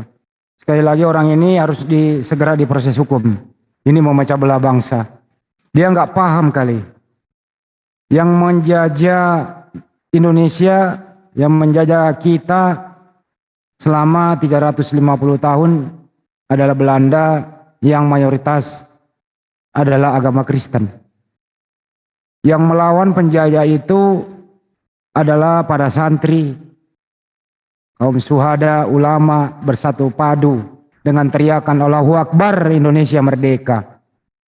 Kemudian datang sekelompok orang kayak beginian hanya karena si Aceh yang begitu getol menista agama Islam. Padahal agama Islam, para muslim yang berjuang untuk merdeka Republik ini membela mati-matian si Aceh dengan cara makar. Ini benar-benar di luar batas yang tidak bisa ditolerir lagi. Orang kayak begini dibiarkan hidup di Republik ini bisa berbahaya. Maksudnya hidup pendapat-pendapat yang kayak beginian, bukan orangnya ya. Ini berbahaya sekali gitu. Jadi makanya saya mohon mudah-mudahan pihak kepolisian bisa segera memanggil orang ini, ditangkap. Sudah makar gitu loh. Sudah mengajak beberapa provinsi untuk merdeka. Sangat-sangat berbahaya. Silakan Mas Bonar. Ya, makasih Bang Handi. Jadi saya mau buat analogi ya. Jika saya menduga, sekali lagi, menduga ada tikus di gudang padi, maka apa yang harus saya lakukan? Apakah saya membakar gudang padinya, menghancurkan semuanya, atas dugaan adanya tikus itu gitu. Kalau saya ternyata membakar gudang padi tadi hanya karena saya menduga ada tikus di situ, maka sejatinya saya itu sebodoh-bodohnya orang. Saya sebodoh-bodohnya orang. Karena apa? Karena dugaan adanya tikus itu justru saya pakai sebagai dasar untuk membumi hanguskan gudang padi tadi. Nah, sejatinya analogi ini cocok untuk diterapkan kepada Bapak yang baru tadi ya. Dia menduga ada sesuatu yang salah terhadap pengadilannya KC.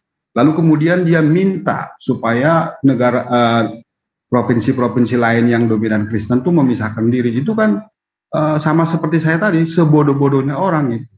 Oleh karena itu, maka kalau memang ada dugaan tikus di gudang itu, maka diteliti aja. Jika Anda menduga ada dugaan ketidakadilan atau ketidakberesan dalam sistem peradilannya KC, ya lanjutkan upaya hukumnya. Lanjutkan upaya hukumnya, bukan justru meminta daerah-daerah lain untuk merdeka, untuk memisahkan diri. Itu makar namanya. Terus kemudian yang kedua, sejatinya dia harus belajar dari berita-berita yang ada. Justru PGI serta saksi-saksi yang dibawa oleh pengacaranya si Kosman itu justru memberatkan si Kosman. Ini artinya apa? Artinya bahwa memang tidak ada tidak ada yang aneh dalam sistem peradilan itu. Memang orang-orang bersepakat bahwa Kosman itu bermasalah gitu. Oleh karena itu, sekali lagi, jika saya menduga ada tikus di gudang padi, maka saya akan disebut sebagai orang yang paling bodoh jika dugaan itu saya pakai sebagai dasar untuk membakar gudang padi tadi. Itu Bang, makasih Bang. Oke, lanjut video. Ya, menunjukkan kebodohan mereka ya. Ini ajaran yang paling sesat. Nah, lihat juga dulu tuh anak-anak kecil yang marching itu ya gantung si Ahok. Itu anak kecil-kecil itu semua dari pesantren. Jadi ini pendidik dari pesantren udah di brainwash. Isinya ini semua ini satanic verses. Ini orang gila semua ini. I'm pissed off. But what can you do? Kita bisa apa? You know, cara terbaik ya Indonesia pecah. Udah itu aja, udah nggak bisa terusan begini. Gila ya. Tapi di balik ini semua kita orang percaya, kita harus lihat Tuhan punya rencana. Kita harus percaya itu. Apakah rencana Tuhan kita nggak tahu. Kita bisa lihat nanti 5 tahun ke depan. Tuhan sedang bekerja. Saya percaya Tuhan sedang bekerja. Ini semua diekspos. Lewat di menit Tuhan 59. Bang Ronald, menit 59 aja. Lewat ke situ aja. Yang keempat, kalau Anda takut bersuara, viralkan video saya. Karena video saya akan menjadi suara. Oh, ini provokatif. Sekali, 2 kali dia akan kaget. 5 kali, 10 kali dia akan setuju dengan apa yang saya omongkan. Dan itu akan menjadi satu kesadaran. Sekarang kan banyak disadarkan, coba lihat. Banyak orang mulai tersadar, oh iya ternyata benar. Apalagi sekarang ya, omongan saya terjadi semua nih tentang Aceh nih. Terjadi semua. Siapa sih yang berani ngoceh-ngocehin orang Indonesia, pemerintah Indonesia? Kan cuma saya kan. Saifuddin aja nggak berani ngocehin pemerintah Indonesia. Cuman saya yang berani ngocehin pemerintah Indonesia. Nah, ada satu lagi ya, ada satu lagi. Hapuskan agama dari Indonesia. Kalau kemarin ada yang ngomong ya, kalau kamu orang beriman, kamu tidak akan menista agama orang lain. Salah, agama itu harus dinista supaya kamu tahu ya agama itu benar apa enggak. Agama itu harus dinista ya, diuji, dinista supaya tahu agama itu benar apa enggak. Nah, kalau agamanya itu kayak Islam itu jelas nggak benar. Begitu dinista kan yang ada pembunuhan dan darah-darah kan. Nah, sementara agama lain dinista tenang-tenang aja. Buddha, Hindu, Kristen dinista mereka tenang-tenang aja. Islam begitu dinista kan bacok. Ini memang Allahnya bangsat biadab kan. Itu aja. Jadi desain ke situ Pak buku manualnya. Iya.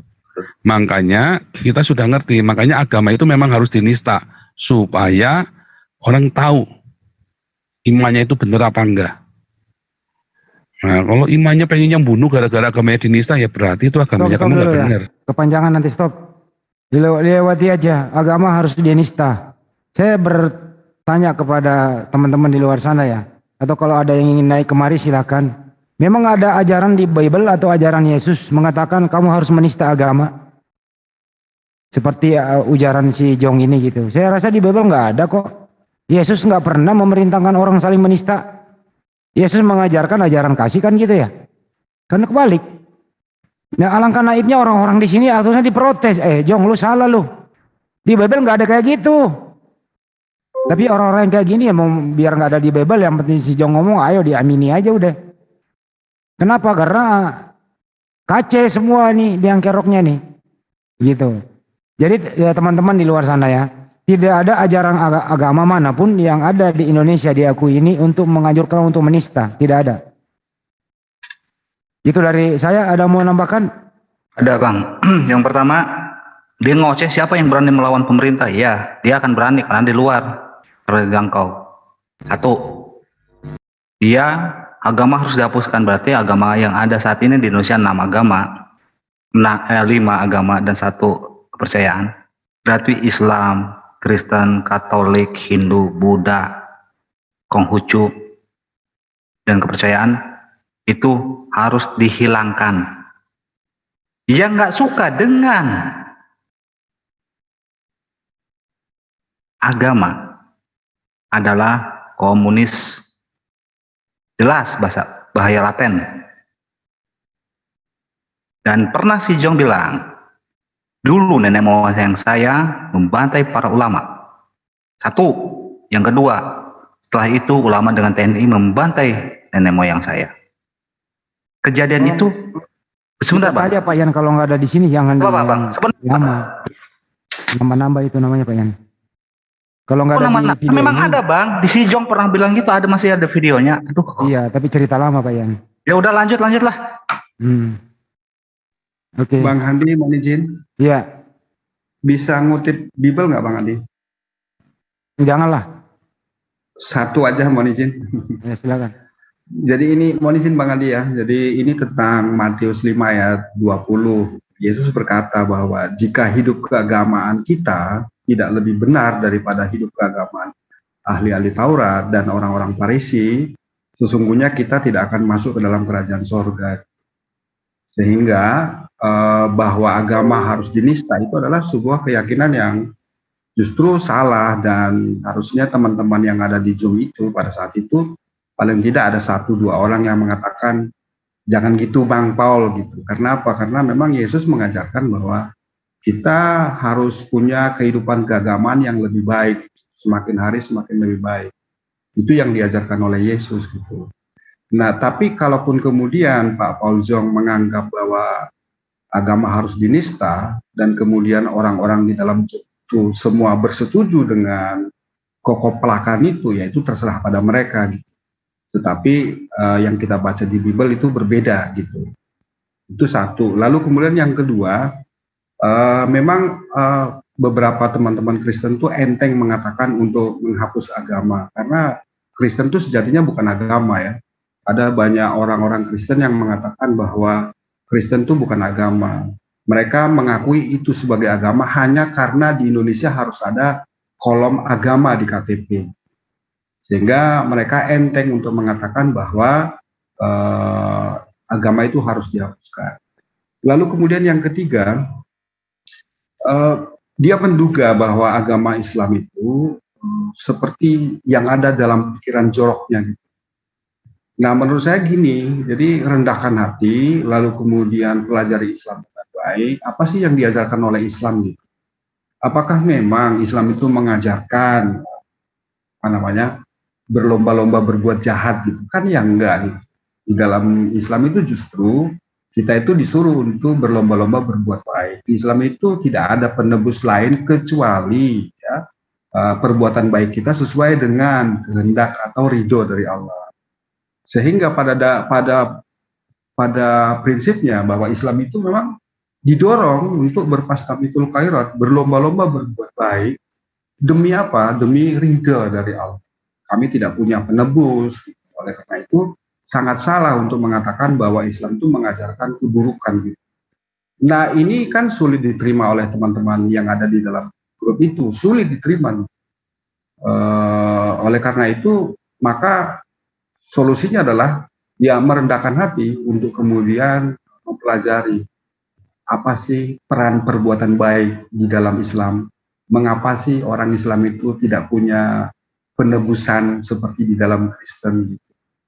Diperbandingkan aja gitu supaya kemudian mampu memahami maksudnya gitu, mampu memahami inti dari ajaran Islam yang sejatinya adalah untuk memperbaiki akhlak manusia. Saya kira gitu Bang, makasih Bang. Ya, makasih. Jadi tidak ada agama apapun di muka bumi ini mengajarkan untuk menista. Tapi berbeda dengan si Jong, harus menista. Mestinya di dalam ruangan ini ditegur. Kalau ngerti Bible, beli Bible nggak ada loh ajaran untuk menista. Oke, lanjut video. Bang Handi boleh sedikit Bang? Silakan. Ya, silakan. Iya, jadi kita harus memberikan edukasi Bang terhadap netizen, khususnya netizen Paul Zong ini. Jangan sampai mereka buta Bible gitu loh. Ketika dikatakan untuk menguji sebuah agama, maka agama itu harus dinistakan supaya ada poin yang dia dapat di sana. Apakah agama itu langsung penggal leher atau apa, itu harus dinistakan menurut dia. Nah, sangat disayangkan Paul Zong ini in the gang itu dalam kehidupan sehari-harinya tidak merealisasikan apa yang tertuang di dalam kitabnya. Berbeda dengan kita umat Islam. Karena umat Islam itu anjurannya jelas, atiullah wa atiur rasul. Umat Islam itu begitu. Jadi ketika ada perintah cinta kepada tanah air, cinta kepada tanah air. Cinta kepada pemimpin, cinta, betul-betul cinta kepada pemimpin. Berbeda dengan mereka. Nah, terkait dengan penistaan, Bang Handi. Mereka ini harus diajarkan tentang Bible. Di kitab mereka itu ada perintah membunuh anak-anak yang sedang mengejek. Itu loh poinnya. Ada perintah membunuh orang yang beragama lain. Ada perintahnya. Ada perintah membunuh pemimpin agama lain. Ya, ada perintah siapapun yang menjelekkan nama Tuhan, Tuhannya mereka. Lalu kemudian ada perintah bunuh seluruh isi kota jika ditemukan satu orang saja yang beragama lain. Lalu kemudian ada perintah kepada kedua orang tua agar membunuh anaknya ketika mengaku nabi. Jadi Paul Song ini harusnya dibunuh. Cuma saja mereka tidak merealisasikan apa yang ada di dalam kitab mereka. Mereka menganggap semua itu adalah kutukan. Dan mati di atas tiang salib itu adalah sebuah kemuliaan. Karena orang yang mati di atas tiang salib inilah membunuh kutukan-kutukan ini. Sampai mereka merasa terbebas dari perintah itu. Ada bang, orang yang mengaku nabi itu harusnya dibunuh. Ada perintahnya. Ada perintah bunuh pengikut agama lain, ada. Ulangan 17 nomor 2 sampai nomor 5, ada itu bang. Jadi orang-orang ini harus dipahamkan kitabnya. Bahkan perintah membunuh waria ada, perintah membunuh paranormal ada, ya, perintah membunuh manusia yang tidak mendengarkan perkataan imam itu ada. Jadi orang ini tidak memahami kitabnya. Jadi kalau dikatakan menista, baru kemudian kita tahu agama mana yang benar. Oh, jangan salah. Anda yang tidak melaksanakan aturan main yang ada di dalam kitab Anda. Itu ada perintahnya, Bang. Keluaran 22 nomor 20. Bantai manusia yang beragama lain. Ada perintahnya, jangan dikira.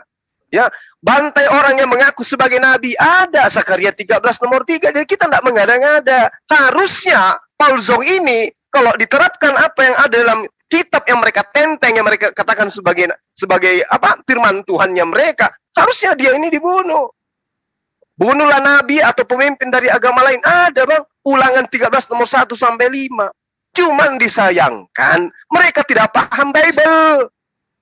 Itu makanya aku bilang orang-orang ini yang so tahu tentang Quran kudu harus ditatar Bible dulu.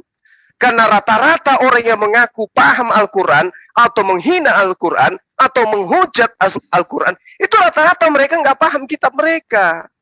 Ya, jadi kalau dikatakan si Paul Song bahwa agama harus dinistakan dulu supaya bisa diketahui mana agama yang benar, dia sedang ingin mengatakan begini, bahwa agama kita dinista apapun kita tidak akan melawan karena kita adalah agama kasih.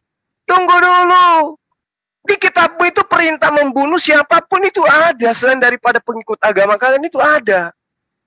Tapi Anda kemudian tidak memahami itu. Satu.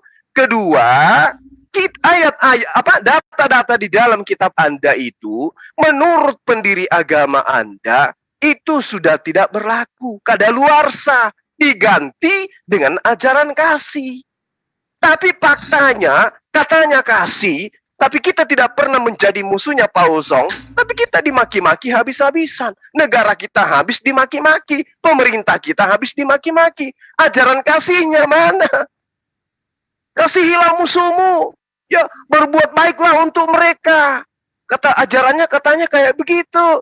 Berdoalah kepada mereka, janganlah berbuat jahat kepada mereka, cintailah mereka musuhmu itu. Tapi faktanya apa? Di dalam kitab mereka, mengasihi musuh itu adalah sebuah slogan yang sangat-sangat mereka yang mereka gaung-gaungkan. Lukas 6 nomor 27, Lukas 6 nomor 35. Kasihilah musuhmu, berdoalah untuk mereka, berbuat baik kepada orang yang membenci kamu dan seterusnya. Faktanya, kami kapan jahatnya kepada kalian? Kenapa kalian itu sangat membenci kepada kami? Sampai-sampai minta berpisah dengan NKRI. Nenekmu kiper, apa lu pikir daerahmu itu diperjuangkan nenekmu sampai kau bisa menang? Kau bisa memerdekakan negara ini? Tidak. Ya, bukan bukan nenekmu yang berjuang. Coba kita cari data-datanya. Nenekmu itu pejuang atau bukan? Nah, kayak kami ini. Kakek saya sendiri adalah pejuang. Petran terima gaji sampai hari ini setiap bulan. Bukti bahwa Bang Suma itu cucu pahlawan. Lah kalian yang minta berpisah dengan Indonesia, siapa kakek kalian? Siapa nenek kalian? Jangan-jangan. Begitu ya. Jadi orang-orang ini kudu harus dipahamkan bahwa di dalam kitab mereka itu lebih banyak perintah membunuh daripada perintah mengasihi. Catat itu. Hanya saja kalian menyembunyikan itu dan kemudian kalian mengatakan ajaran kasih. Tapi lihat implementasinya dalam kehidupan kalian. Ketika kalian di Indonesia, kalian bermanis-manis kepada kami, umat Islam. Tapi ketika kalian sudah keluar negeri, wow, segala upaya, segala perkataan, segala ucapan, segala hinaan, segala nistaan, kau lemparkan kepada kami, kau lemparkan kepada negara kami. Itu buktinya, saya curiga, jangan-jangan, semua kalian ini sebenarnya banyak ulatnya di dalam dada itu. Ketika bertemu dengan kami senyum, tapi ternyata di dalam dada kalian itu ada ulat. Kenapa? Karena kami melihat setiap dari kalian yang katanya tokoh, katanya anak-anak Tuhan, begitu kalian keluar dari negara ini, itu kalian menghujat negara Indonesia, menghujat pemerintah, menghujat kami yang ada di negara ini. Coba Anda lihat, siapa yang kemudian tokoh Islam yang keluar dari Indonesia yang mencaci maki Indonesia? Ada gitu? Nggak ada. Padahal kami tidak pernah mengaku sebagai ajaran kasih dan kami tidak pernah mengaku sebagai anak-anak Tuhan. Malu kami ngaku kayak begitu. Tapi ternyata dada, pikiran, darah kami mengalir darah yang penuh dengan ulat dan kebencian. Ya, paham itu ya Paul Zong. Kamu harus belajar banyak tentang Bible-mu. Dan kalau kau mau belajar, sudah berapa kali saya tanya samamu sebelum kau kemarin itu semakin gila. Pernah debat dengan saya kan Paul Zong? Ingat nggak kau itu? Kau janji 1 miliar kepada saya ketika saya mampu menjawab pertanyaanmu. Nggak sampai 10 detik saya jawab pertanyaanmu dan kamu kabur. Ingat itu Paul Zong. Kamu harus belajar Bible kepada saya. Catat. Demikian Bang Handi. Oke, saya tambahin sedikit ya. Nggak lega kalau habis guru saya nggak ikut menanggapi ya. Jadi dari pernyataan Paul Zong ini, saya semakin yakin dengan Islam bahwa di Islam itu kita tidak boleh menistakan agama orang lain, ya. Tapi kok Paul Zong berkata harus menistakan? Ini justru menjadi tanda tanya. Apakah ayat mereka yang mengatakan menerima tamu beda agama itu suatu perbuatan jahat, itu mau diterapkan oleh mereka? Sebagaimana yang tertulis di dalam 2 Yohanes 1 ayat 10. Apabila ada orang datang tidak membawa ajaran ini, janganlah kamu mengajak masuk ke dalam rumahmu, dan janganlah kamu mengucapkan salam barang siapa yang melakukannya, maka dia mendapatkan upah dari perbuatan yang jahat. Jadi tidak ada toleransi di ajaran kalian. Berdasarkan kitab yang saya baca, itu tidak nafsir, begitulah bunyinya. Tetapi kami di dalam Islam tidak boleh menistakan agama orang lain. Sebagaimana yang tertulis dalam surah Al-An'am ayat 108. Di situ sangat jelas dikatakan, langsung artinya saja ya. Dan janganlah kamu memaki sembahan-sembahan yang mereka sembah selain Allah. Karena mereka nanti akan memaki Allah dengan melampaui batas tanpa pengetahuan. Demikianlah kami jadikan setiap umat menganggap baik pekerjaan mereka. Kemudian kepada Tuhan mereka lah kembali mereka. Lalu dia memberitakan kepada mereka apa yang dahulu mereka kerjakan. Subhanallah. Islam melarang keras. Ya, Allah melarang keras terhadap umatnya untuk memaki agama lain. Bagaimana sikap kita terhadap agama lain? Lakum dinukum waliyadin. Bagimu agamamu, bagiku agamaku. Kita tidak perlu nyampuri urusan agama orang lain. Makanya kita tidak pernah monolog. Tiba-tiba ngurusin agama orang, tidak pernah. Yang kita lakukan reaction atau diskusi. Ya. Kenapa kita mereaksi? Karena hujatan-hujatan kalian yang begitu masif terhadap Islam.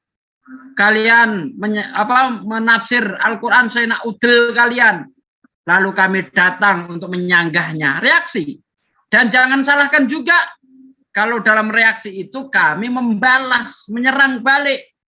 Jangan hanya mau diserang tanpa tidak mau diserang. Itu namanya pengecut. Ya, bedakan. Kami umat Islam tidak pernah mengurusi agama orang. Kamu mau nyembah Tuhan pohon kelapa kayak kaleng kerupuk kayak ya, sapi kayak gunung kayak enggak urusan. Tetapi jangan usik Islam. Tetapi kalau sudah mengusik Islam, kalian berhadapan dengan kami.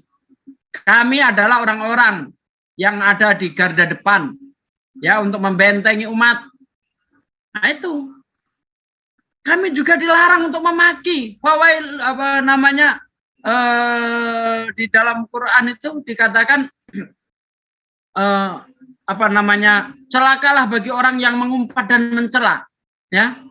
Wailul likulli humazatil lumazah. Tidak boleh kita mencela, mengumpat, dilarang. Itu bedanya ya, ajaran Anda dengan ajaran Islam. Subhanallah. Di sini Islam menunjukkan kebenarannya. Terima kasih. Sedikit Bang Kanti. Ya, silakan. Ya, jadi saya mau menggarisbawahi apa yang dikatakan guru kita, Bang Zuma, bahwa sejatinya penistaan dari Kristen itu bisa berkurang pada saat teman-teman Kristen itu memahami isi Bibelnya. Sekali lagi, penistaan dari Islam, penistaan kepada Islam dari Kristen itu bisa berkurang pada saat mereka memahami isi Bibelnya. Kalau nggak percaya silahkan pelajari. Saya sudah menyadarinya ya. Makanya itu perlu kita garis bawahi.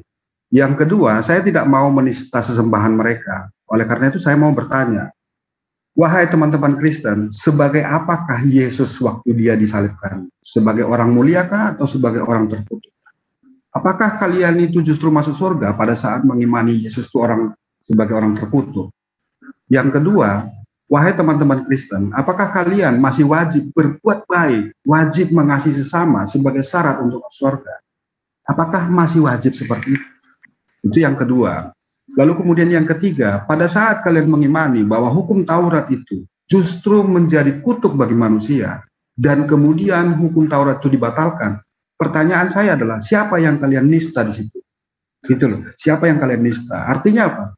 Jangan sampai kalian itu tidak memahami, sehingga kemudian sejatinya tanpa sadar diri kalian itu sedang menista Yesus dan menista Tuhannya Yesus dari sisi kekristenan sendiri. Lalu kemudian kalian marah-marah kepada Islam, ikut serta menista dari sisi Islam. Kalau dua hal ini terjadi pada saat kalian itu tidak memahami Bible, menista dari sisi Kristen dan menista dari sisi Islam, sejatinya kalian tuh double impact dalam hal penistaan. Sementara bagi kami berusaha untuk apa? Berusaha untuk memuliakan Dia yang bernama Yesus, Dia adalah orang mulia. Dan kemudian kami memuliakan Dia yang mengutus Yesus, hukumnya itu pasti baik. Gitu. Hukumnya itu adalah kasih sejati kepada manusia. Tidak ada yang dibatalkan. Demikian Bang, makasih Bang. Ya, makasih. Ya, video lanjut ya Pak De. Jadi kamu nggak benar agamanya, kamu nggak benar kitabnya nggak benar. Ya, termasuk si Mahmud, siapa itu, saya aja marah katanya Ade Armando kan, saya aja marah Paulus yang ngomong begitu. Berarti agama kamu ndak benar, kitab sucimu ndak benar. Saya saja di nista-nista nggak marah kok. Cuman karena ada ketidakadilan itu, maka saya marah. Bukan karena agama saya dinista, tapi karena ketidakadilan yang terjadi. Ya, jadi paling penting itu tetap diakonia. Ya, itu penting sekali. Karena apa? Orang yang bodoh tidak akan mudah dihasut oleh agama. Orang yang lapar, orang yang kenyang. Lanjutkan tapi orang yang lapar itu akan mudah dihasut oleh yang suara kebenaran tuh loh. Majuin. Masukin aja itu. Ah, itu dia. Ya. Tetapi anaknya kasih tidak boleh ikut campur. Majuin. Karena anak yang di 1 jam 14 juga bagus itu, 1 jam 14. Nah, Deding anu lah yang udah teliti ngomong Ded. Mana-mana Ded. 1 jam 14 10 detik. Ya udah 1 jam 14 saja. Shalom Bapak. Halo Pak Robert. Oh iya, kembali kepada topik Pak ya. Saya senang di mana Pak Paul kembali untuk mengungkit masalah keadilan di Indonesia. Jadi di mana perlakuan hukum yang benar-benar diselewengkan Pak. Jadi kalau kita melihat bahwa sebenarnya saat ini telah berlaku hukum khilafah Pak, dengan perbandingan-perbandingan yang ada. Dan semuanya ini memang sudah diatur. Jadi precondition, kalau kita melihat, jadi saya tidak membela siapapun pengacara Pak ya, tapi dengan kondisi yang telah diterapkan oleh elit politik, mereka yang berpengaruh karena identitas agama ini, apapun tidak bisa dilawan, karena yang memutuskan itu kan dalam pengadilan Pak. Sehebat-hebatnya juga lawyer, tapi karena ada precondition ini daripada elit politik yang kita semua sudah tahu Pak. Jadi ya kita tidak bisa dibodohi bagaimana mereka framing si Ahok dulu. Antara lain ya Ma'ruf Amin menyatakan bahwa Ahok harus dihabisi.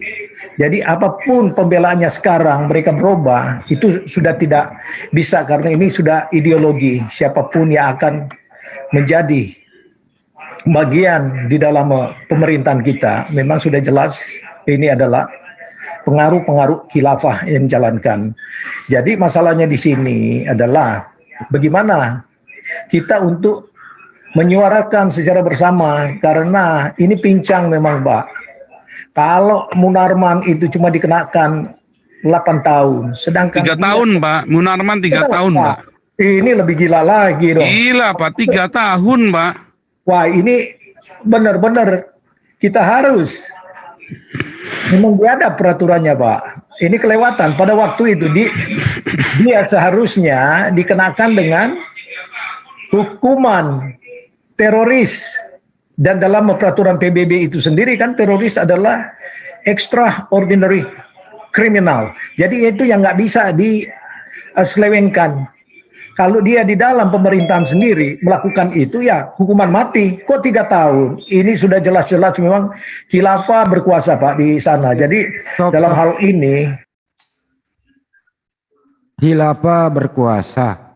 Satu, saya rasa di dalam hukum kita enggak ada mengenal khilafah. Terus enggak ada bargaining politik dalam satu kasus. Ini anak baper.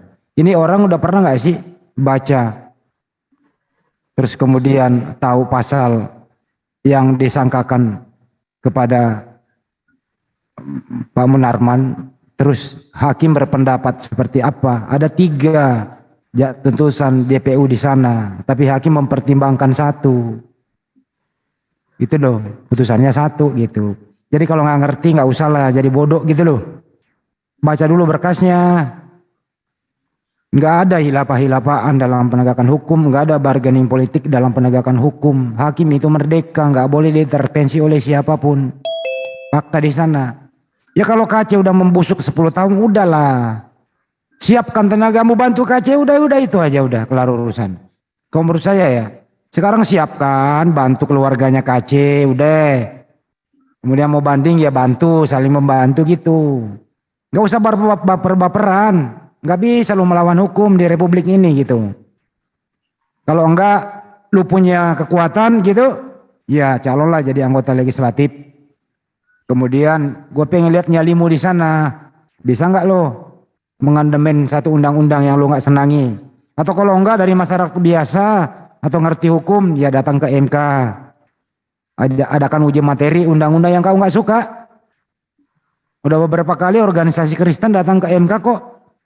Mau uji materi undang-undang itu ditolak mentah-mentah. Makanya kalau nggak ngerti ilmu hukum tata negara mending diem deh. Ini hanya menebarkan kebodohan di publik gitu. Karena rasa sakit hati itu tidak bisa dikorelasikan dengan fakta hukum. Rasa sakit hati karena kebodohan tidak ada korelasinya dengan fakta hukum. Justru orang yang pintar di luar sana, orang-orang yang ngerti hukum di luar sana, yang beragama Kristen, dia tidak akan membawa agamanya dalam hal melaksanakan tugas sebagai profesionalisme seorang pengacara. Enggak ada hubungannya. Enggak ada juga hubungannya kalau hakim itu beragama Islam, JP itu beragama Islam, enggak, murni karena apa? Terbukti sah dan meyakinkan. Tidak ada dalam hal orang berhilapalah apalah begitu dalam penegakan hukum, tidak ada itu. Ini orang benar-benar nggak ngerti hukum tapi berbicara hukum. Kenapa? Apapun yang harus dikatakan, yang penting membela KC demi untuk konten gitu loh. Tapi di dalamnya ada pelanggaran hukum, ini orang ini tadi itu ada makar. Itu dari saya, yang lain silakan. Mareh mana? Ya, silakan. Opung. Mareh Reski. Opung, silakan. Enggak, Mareh Reski dulu mengenai khilafah itu, mungkin beliau yang bisa menjelaskan lebih dalam. More. Sebelum Moreh, Bang Andi. Ya boleh. Iya. Jadi saya sedikit Bang Bonar, tadi yang dia mengatakan Pak Maruf Amin itu dengar nggak tadi? Iya. Oh ya sudah, oke, lanjut Bang Bonar, silakan. Iya, makasih Bang. Jadi mereka ini takut pada sesuatu yang dia tidak mengerti gitu. Dia ketakutan pada sesuatu yang dia tidak mengerti. Ini kan sebenarnya aneh ya. Khilafah itu sesuatu yang mereka tidak mengerti, lalu kemudian mereka framing sebagai sesuatu yang menakutkan. Nah, coba misalnya ya, sorga itu diwariskan kepada orang-orang yang beramal saleh dan bertakwa gitu. Kalau dia berpikiran seperti itu, bahwa sorga diwariskan kepada orang-orang yang beramal saleh, maka sejatinya dia udah mengikuti syariat Islam. Yang kedua, pada saat dia mengimani bahwa kita harus bersyukur supaya nikmat Allah itu ditambah lagi, maka sejatinya dia sudah mengikuti ajaran Islam. Pada saat kita bersyukur dengan cara bekerja profesional, itu sejatinya kita udah mengikuti ajaran Islam. Itu hal-hal yang baik gitu. Lalu kemudian pada saat dia bisa tidak membuat kebenciannya menjadikan dia tidak adil, artinya janganlah kebencianmu itu membuat kamu tidak adil, dan itu dia terapkan, sejatinya dia udah mengikuti syariat Islam. Dan kemudian kalau kita perhatikan Pancasila, 5 sila itu ya, itu tuh ada dari Al-Quran gitu, sehingga kemudian pada saat mereka mengikuti setuju dengan Pancasila, maka sejatinya sudah dalam tanda petik khilafah Islam itu ada di dalam hati mereka. Jadi sejatinya apa yang kalian takutkan gitu? Aturan yang baik itu justru kasih sejati, karena tanpa aturan manusia itu menjadi serigala bagi manusia lainnya. Kebebasan sebebas-bebasnya justru itu mematikan kemanusiaan. Ini kan harus prinsip-prinsip pokok yang harus dimengerti oleh teman-teman yang ada di sana supaya kemudian bisa mengoreksi lah. Nah, lalu kemudian pertanyaan berikutnya saya balik gini sedikit, Pak. Apakah kalian wajib berbuat baik, wajib mengasihi sesama sebagai syarat masuk surga? Itu kan tidak. Mereka tidak membuat kewajiban seperti itu, dan itu tidak baik kalau menurut kami. Nah, kalau kalian merasa bahwa boleh berbuat apapun sepanjang percaya penyalipan pasti masuk surga, itu kan urusannya kalian gitu. Saya kira demikian Bang, makasih Bang. Oke, silakan yang lain. Opung. Enggak, kasih Moreh dulu mengenai khilafah. More ada? Sepertinya menjauh. Memang ada hubungannya khilafah dengan hukum positif kita, Opung? Justru kita harus jelaskan dulu apa itu khilafah, kemudian nanti baru masuk kepada syariatnya. Itu maksud saya. Kalau yang pernah saya baca, khilafah Islamiyah itu merupakan konsep pemerintahan yang ada atau hari ini kembali mengemuka dan menjadi tuntunan sebagian umat Islam. Itu mengemukanya kembali tuntunan umat Islam atas pelaksanaan dan penyelenggaraan negara yang didasarkan pada syariah Islam. Memperhatikan perkembangan politik yang terjadi di dunia Islam sejak awal berdirinya sampai sekarang, tercatat ada 2 bentuk pemerintahan, yaitu menyerupai republik masih berbentuk kerajaan. Dalam perkembangannya yang awal, dunia Islam merupakan satu kesatuan politik yang utuh Pemerintahannya tersentralisasi di satu pusat pemerintahan, sementara itu wilayahnya dibagi ke dalam wilayah-wilayah provinsi. Dalam perkembangan di dunia modern dewasa ini, sejumlah pemerintahan tetap mewarisi tradisi lamanya sebagai dan bagian yang lain mengikuti arus barat sebagai negara nasional dalam bentuk republik. Ini yang terdapat di OKI, Organisasi Konferensi Islam. Gitu kira-kira abstraknya khilafah itu. Tapi ini tidak mungkin kita reduksi karena kita sudah punya dasar negara ya Pancasila itu. Gitu. Kira-kira gitu Opung. Ya betul. Yang boleh. Khilafah, sistem khilafah, pemimpinnya disebut khalifah atau Amirul Mukminin, bukan presiden. Jadi kalau pemimpinnya sudah khalifah, artinya hukum Islam sudah berlaku di dalam satu negara. Hukum positif berlaku adalah hukum kerajaan Islam. Jadinya ya. Khilafah. Ya. Dan pemimpinnya adalah Amirul Mukminin, bukan lagi presiden. Jadi kita bukan negara khilafah. Kita bukan negara khilafah. Dan saya kira tidak ada satu rumusan yang akan merubah Undang-Undang Dasar 45, Pancasila, kemudian tadi Bhinneka Tunggal Ika dan NKRI harga mati itu untuk berubah menjadi khilafah. Artinya sepenuhnya hukum Islam akan berlaku di Indonesia. Saya kira tidak pernah ada seperti itu. Dulu Piagam Jakarta kan sudah dihapus. Ketuhanan dengan kewajiban menjalankan syariat Islam bagi pemeluknya. Itu kan diganti ketuhanan yang Maha Esa demi mengakomodir semua warga negara Republik Indonesia yang mengakui bahwa Tuhan itu ada, Tuhan yang Maha Esa. Nah, Piagam Jakarta itu sebagai salah satu memang wujud dulu pernah ada satu dulu ya, tetapi karena umat Islam toleransinya tinggi, maka manut. Walaupun para ulama-ulama waktu itu artinya sudah mencetuskan Piagam Jakarta itu, tapi dirubah menjadi ketuhanan yang Maha Esa. Dan itulah yang berlaku sampai sekarang, dan tidak ada yang bisa merubah Pancasila itu. Sehingga janganlah membawa perasaan menuduh Yusuf Kala, Ma'ruf Amin untuk mendirikan negara khilafah. Saya kira tidak seperti itu.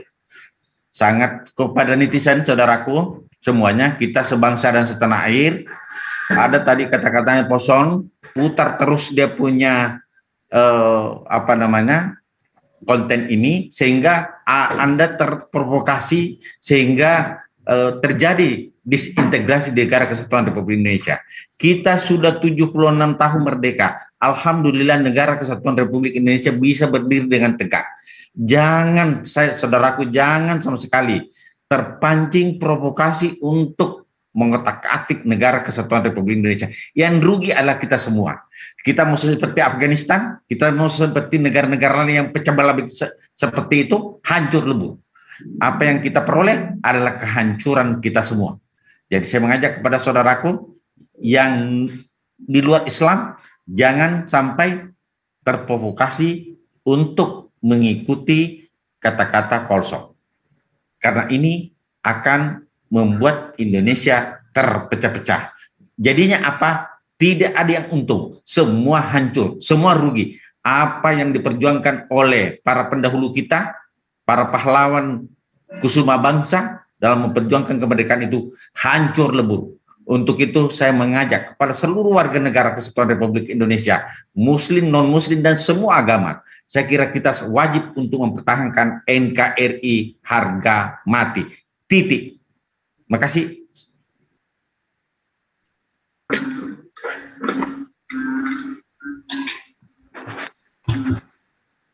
Assalamualaikum, saya boleh ngomong Pak? Bang Andi. Ya silakan. Nah, Assalamualaikum warahmatullahi wabarakatuh. Ini saya lihat ini Pak Bucong ini ingin memprovokator aja ini biar negara kita pecah belah seperti itu gitu loh. Itu sebenarnya udah cerita lama itu udah nggak bener itu. Indonesia ini kan negara ini bermacam-macam budaya, suku, agama segala macam gitu. Nah, orang-orang terdahulu kita tuh sudah paham gitu dengan membuat peraturan, membuat Pancasila, ya kan, persatuan bangsa itu udah jelas gitu garisnya bahwa kita itu memang berbeda-beda agama tapi kita tetap satu gitu loh. Nggak bisa itu dipecah belah seperti itu. Nah, mengenai khilafah seperti itu nggak benar itu. Kita kan udah tahu gitu pendiri bangsa ini gitu loh, bahwa bangsa kita itu beraneka ragam ini budaya, agama segala macam udah ngerti. Gitu. Jadi saya mohon kepada orang yang di luar Islam terutama ya, janganlah ini terprovokasi dengan omongan-omongan dia gitu. Itu nggak benar gitu. Kita istilah bersaudara, kita satu bangsa gitu. Biar kita bisa membangun bangsa ini bisa lebih maju. Itu seperti itu aja pesan saya. Bang Andi teruskan. Lanjut videonya. Ya, saya sangat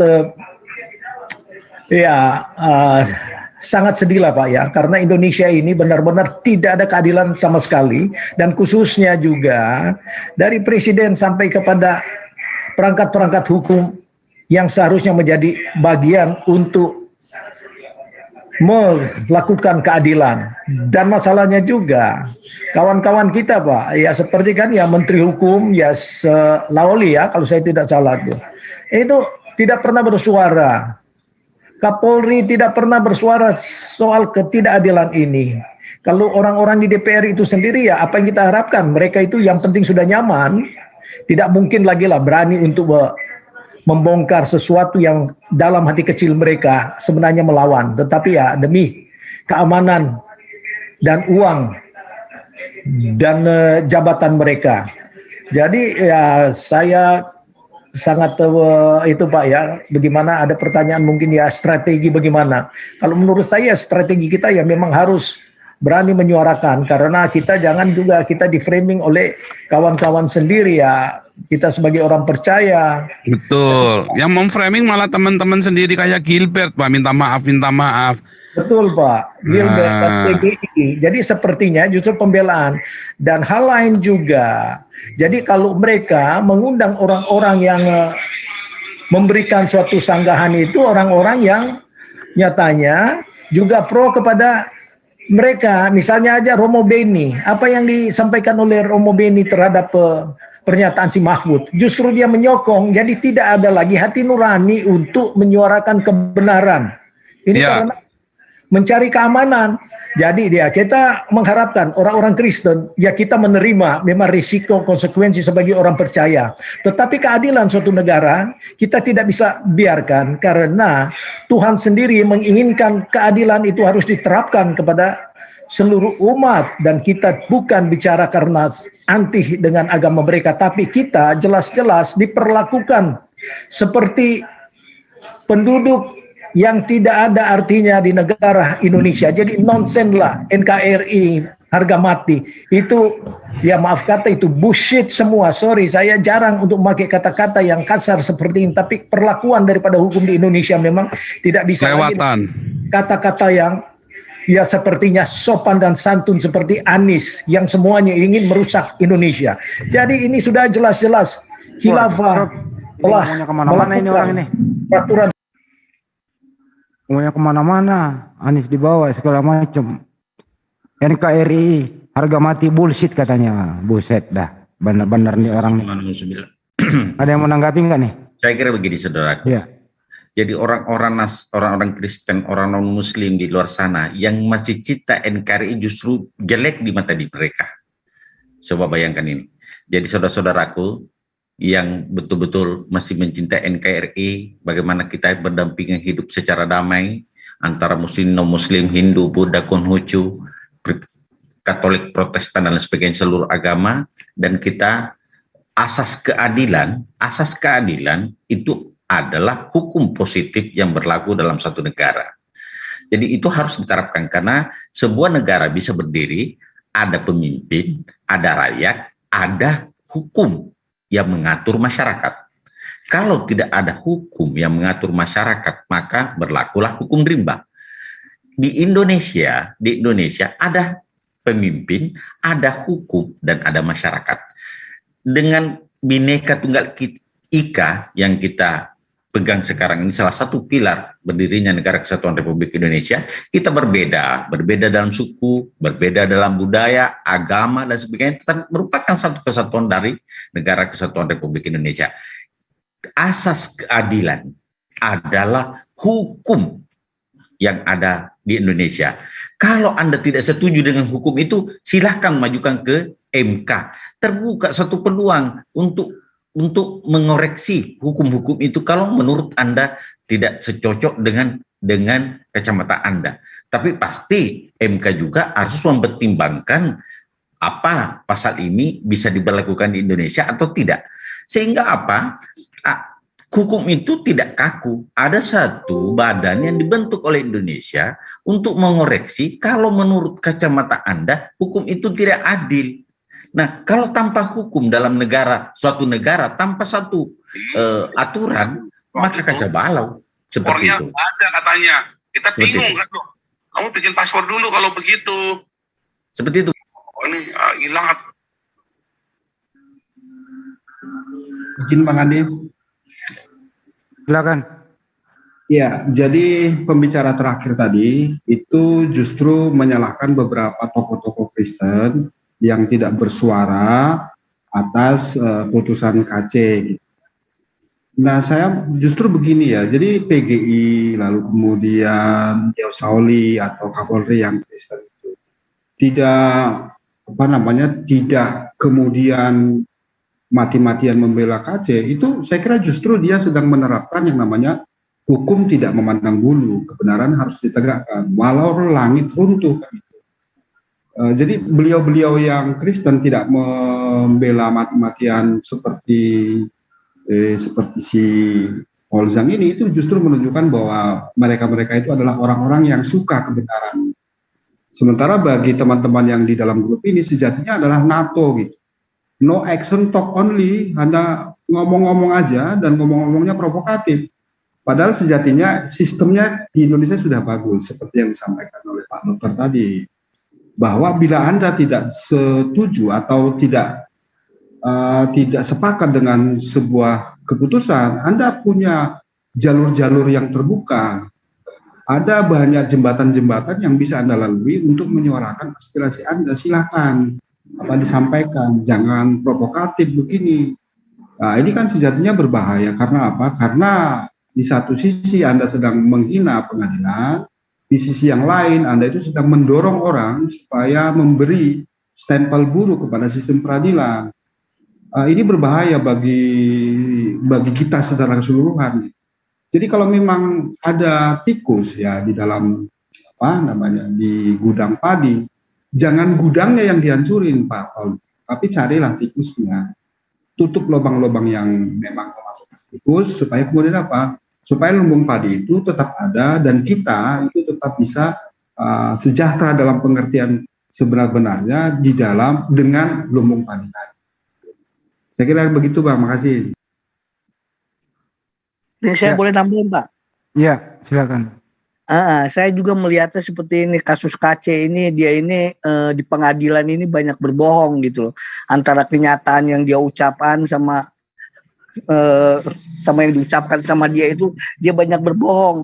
Nah, sedangkan dalam pengadilan ini kalau orang sudah berbohong tidak mengakui istilah perbuatannya gitu, itu hukumannya itu akan tambah berat gitu. Jadi saya mohon gitu kepada orang-orang di luar Islam gitu, terutama orang-orang Kristen gitu ya, tolong dilihat gitu loh proses pengadilannya itu kayak apa gitu loh.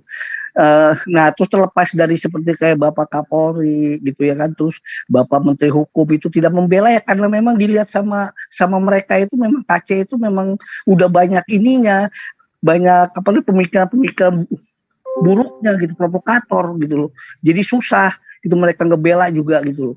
Jadi ya tolong maksud saya tuh dilihat gitu prosesnya tuh kayak apa gitu loh, di pengadilannya itu gitu. Beda kan seperti kayak Ustadz Yahya Walodi itu kan mengakui dia perbuatan seperti itu. Silahkan, saya mau dihukum berapa tahun silahkan. gitu, seperti itu gitu. Kalau orang udah mengakui bersalah segala macam gitu, nah terus minta maaf, itu kan otomatis hukuman tuh akan beda gitu loh. Di situ tolong diperhatikan ini prosesnya lah gitu, yang bijaksana gitu. Gitu aja dari saya. Ya, oke, makasih. Silakan lanjut video. Peraturan mereka dengan nyata. Masa mau Munarman 3 tahun, yang seharusnya hukuman mati loh. Kok nggak ada yang menuntut seperti itu? Nah sekarang ada kejadian hukuman mati buat si pedofilia, pembunuh pedofil Heri Setiawan. Mau dianulir oleh Komnas HAM. Sementara Komnas HAM diam saja, KC dikasih makan tai. Nah disinilah Pak ya, karena Komnas HAM itu siapa mereka? Mereka juga dari agama identitas Islam. Ya, iya. Oleh sebab itu, jadi dalam hal ini ya kita harus berani yang menyuarakan ketidakadilan ini, karena kalau tidak ya memang kita akan terus menjadi ya korban yang memang sengaja dibuat. Karena ya bukannya mereka mengatakan dirinya korban. Kalau kamu korban, kamu nggak bernapas sekarang, bro. Kamu hidup nggak nyaman, kamu hidup nggak bebas. Korbannya apa? Hanya dengan gara-gara KC yang sudah nyata di persidangan menista, melanggar pasal berlapis, Anda mengatakan korban. Justru yang korban itu kami umat muslim yang dihinakan tiap hari. 17 kali Bu Handi. Ya. 17 Jadi kali. kebalik-balik ini orang otaknya kata Romana begitu. Yang korban itu adalah umat muslim yang kau sering hinakan tiap hari si KC itu bertahun-tahun. Yang korban siapa coba? Kalau seorang si KC tiap hari menghina, tiap hari menghujat. Nah yang korban siapa? Saifuddin Ibrahim tiap hari menghina, tiap hari menista. Yang korban siapa? Si Jong berteriak sudah menjadi DPO dan tersangka bersama Saifuddin Ibrahim. Tiap hari berkoar-koar menista. Yang korban siapa? Setelah KC terbukti sah meyakinkan di persidangan divonis 10 tahun, Anda mengatakan korban. Ini otak sehatmu kemana? Jadi realistis sedikit lah kalau melihat sesuatu itu. Saya rasa orang-orang ini hanya baper karena apa? Mestinya si KC kalau menista itu dibebaskan saja. Gitu ya, bebaskan saja. Kita boleh saling menghina, menghujat agama satu sama lain. Maunya begitu. Kalau itu maumu, ya republik ini kacau, toleransi kacau. Kita nggak bisa bekerja dengan baik, tidak ada yang tentram gitu. Pergi ke gereja nggak aman, pergi ke masjid nggak aman. Maunya begitu, nggak perlu ada undang-undangnya. Penista agama itu bebas begitu. Nah giliran sudah menjadi fakta di persidangan salah, korban. Si KC itu bukan korban tapi pelaku kriminal. Saifuddin Ibrahim itu bukan korban tapi residivis. Sekarang menjadi DPO lagi. Si Jong itu bukan korban tapi pelaku DPO, tersangka, dicari oleh pihak kepolisian. Itu fakta. Makanya orang-orang kayak gini beraninya berkumpul bersama residivis. Atau berkumpul sama orang-orang seperti si Jong ini yang dicari polisi. Mestinya kalau kamu punya akal sehat, beritahu si Jong, Jong kamu pulang dong, pertanggungjawabkan perbuatanmu. Kamu itu loh dicari polisi loh di Indonesia. Mestinya begitu. Malah diberi apresiasi, didukung. Ini yang korban siapa sih sebenarnya? Ini otak kemana gitu loh, otak waras orang kayak ginian. Yang korban tuh kami bro. Tapi kami itu korban tidak baperan kayak kamu. Kami serahkan penegakan hukumnya. Gitu loh. Kami tidak mau campur tangan karena sudah ditangani oleh pihak yang berwajib. Kami nggak boleh menegakkan hukum dan melanggar hukum. Makanya orang-orang kayak gini nggak ada diskusi, nggak ada yang mau diskusi sama kita. Serius. Coba salah satu orang di sini nih mau diskusi terbuka, kita ketemu langsung di darat. Dijamin aman, terkendali, beradab gitu loh. Saya pengen tahu dia datanya apa. Apa kira-kira yang dia bisa jawab kalau dikasih pertanyaan yang korban siapa?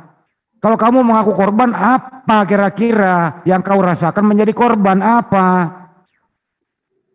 Terus apa yang telah kau berikan sama negara ini apa?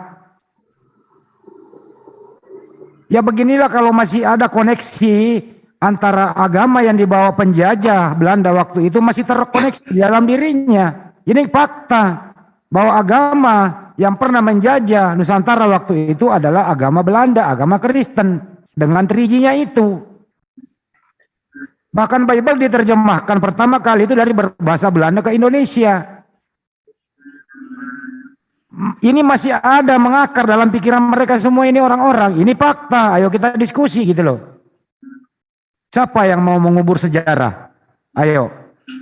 Untuk itu kalau berbicara sekiranya di sana itu, marilah berbicara yang logik, yang masuk akal, akademik, ilmiah. Jangan menyentuh hal-hal yang kira-kira kamu nggak ngerti gitu. Ya silakan Pak Bonar. Iya, makasih Bang Handi. Jadi kita berusaha supaya teman-teman yang ada di Zoom itu sedikit refleksi atas kejadian Kosman ya, bukan kemudian mendorong mereka untuk semakin mencaci maki, enggak ada gunanya. Kita justru mendorong mereka untuk membawa atau membuat upaya hukum yang lebih baik supaya apa? Supaya Kosman itu memang bisa bebas seperti yang mereka harapkan. Dan memang negara menyediakan fasilitas itu. Sehingga kami sejatinya menyuruh kalian ya, bukan sekedar ngomong-ngomong provokatif gitu, tapi ayo toh bawa ke pengadilan. Itu yang pertama. Yang kedua, ada banyak bacaan di luar negeri sana ya. Salah satunya adalah tentang dunia tanpa Islam. Ini ditulis oleh salah seorang orang yang pernah bekerja di CIA ya. Dia menyebut bahwa tanpa Islam ya, dengan menghapus Islam sama sekali dari dunia ini, kekacauan seperti sekarang ini di dunia sekarang ini itu tetap terjadi. Karena menurut Samuel Huntington ya, bahwa memang selalu ada yang namanya clash of civilization. Jadi selalu ada benturan peradaban. Kalau tidak suku, ya ras. Kalau tidak ras, ya agama. Kalau tidak agama, antar golongan. Jadi itu memang selalu ada benturan peradaban. Pertanyaannya kenapa kok selalu ada benturan peradaban? Karena memang sumber daya itu terbatas, sementara orang itu banyak, sehingga ada banyak orang yang berpikiran bahwa jumlah manusia di bumi ini sekarang terlalu besar, sehingga perlu dibentur-benturkan supaya mengurangi jumlah manusia. Nah, yang terakhir ini sangat penting kepada teman-teman yang ada di Zoom ya, bahwa bisa jadi ya ada sebuah gerakan balkanisasi gitu, sama seperti kejadian waktu di Arab Saudi, di daerah Arab sana ya. Jadi ada ada kejadian-kejadian turunnya para pemimpin Arab ya, sampai ikoniknya itu pada Gaddafi ya. Itu istilahnya merupakan sebuah upaya dari pihak Barat untuk melakukan perubahan di pemerintahan yang selama ini mereka anggap sebagai pemerintahan yang keras dengan alasan demokrasi. Nah, jadi maksud saya gini, jadi teman-teman yang di sana itu boleh marah, ya boleh benci, tapi jangan sampai kebencianmu itu membuat kamu tidak adil. Tarik nafas, refleksi diri, apakah kemudian kalau saya lakukan yang seperti ini, apakah kemudian kalau kami selalu provokatif seperti ini, justru Indonesia itu tidak jadi balkanisasi, jadi terpecah-pecah, sehingga kemudian apa? Hanya karena KC, Kosman, tikus kecil, lalu gudang padinya lalu dibakar habis. Itu kan justru sesuatu yang sangat ironis gitu. Itu perlu dipikirkan oleh teman-teman yang ada di Zoom di tempatnya Pak Paulson. Terima kasih Bang. Oke, yang lain ada. Ini kepanjangan dilanjutkan nggak nih? Lanjut aja terus, nggak apa-apa. Oke, lanjut. Itu saja. Mereka sebelum menangkap KC memang sudah ada precondition bahwa siapapun KC akan dikenakan semaksimal mungkin. Jadi saya tidak artinya ya kalau pengacaranya juga itu sehebat mungkin, tapi karena yang memutuskan nanti itu majelis hakim yang ada di dalam bangsa yang kerudung segala, memang ya mereka dibayar untuk supaya seberat-beratnya, dan kedua apa yang mereka yakini lebih membela Tuhannya, sedangkan Tuhan ini kan tidak ada yang bisa dibela. Kalau Tuhan itu dibela berarti ya Tuhan itu manusia.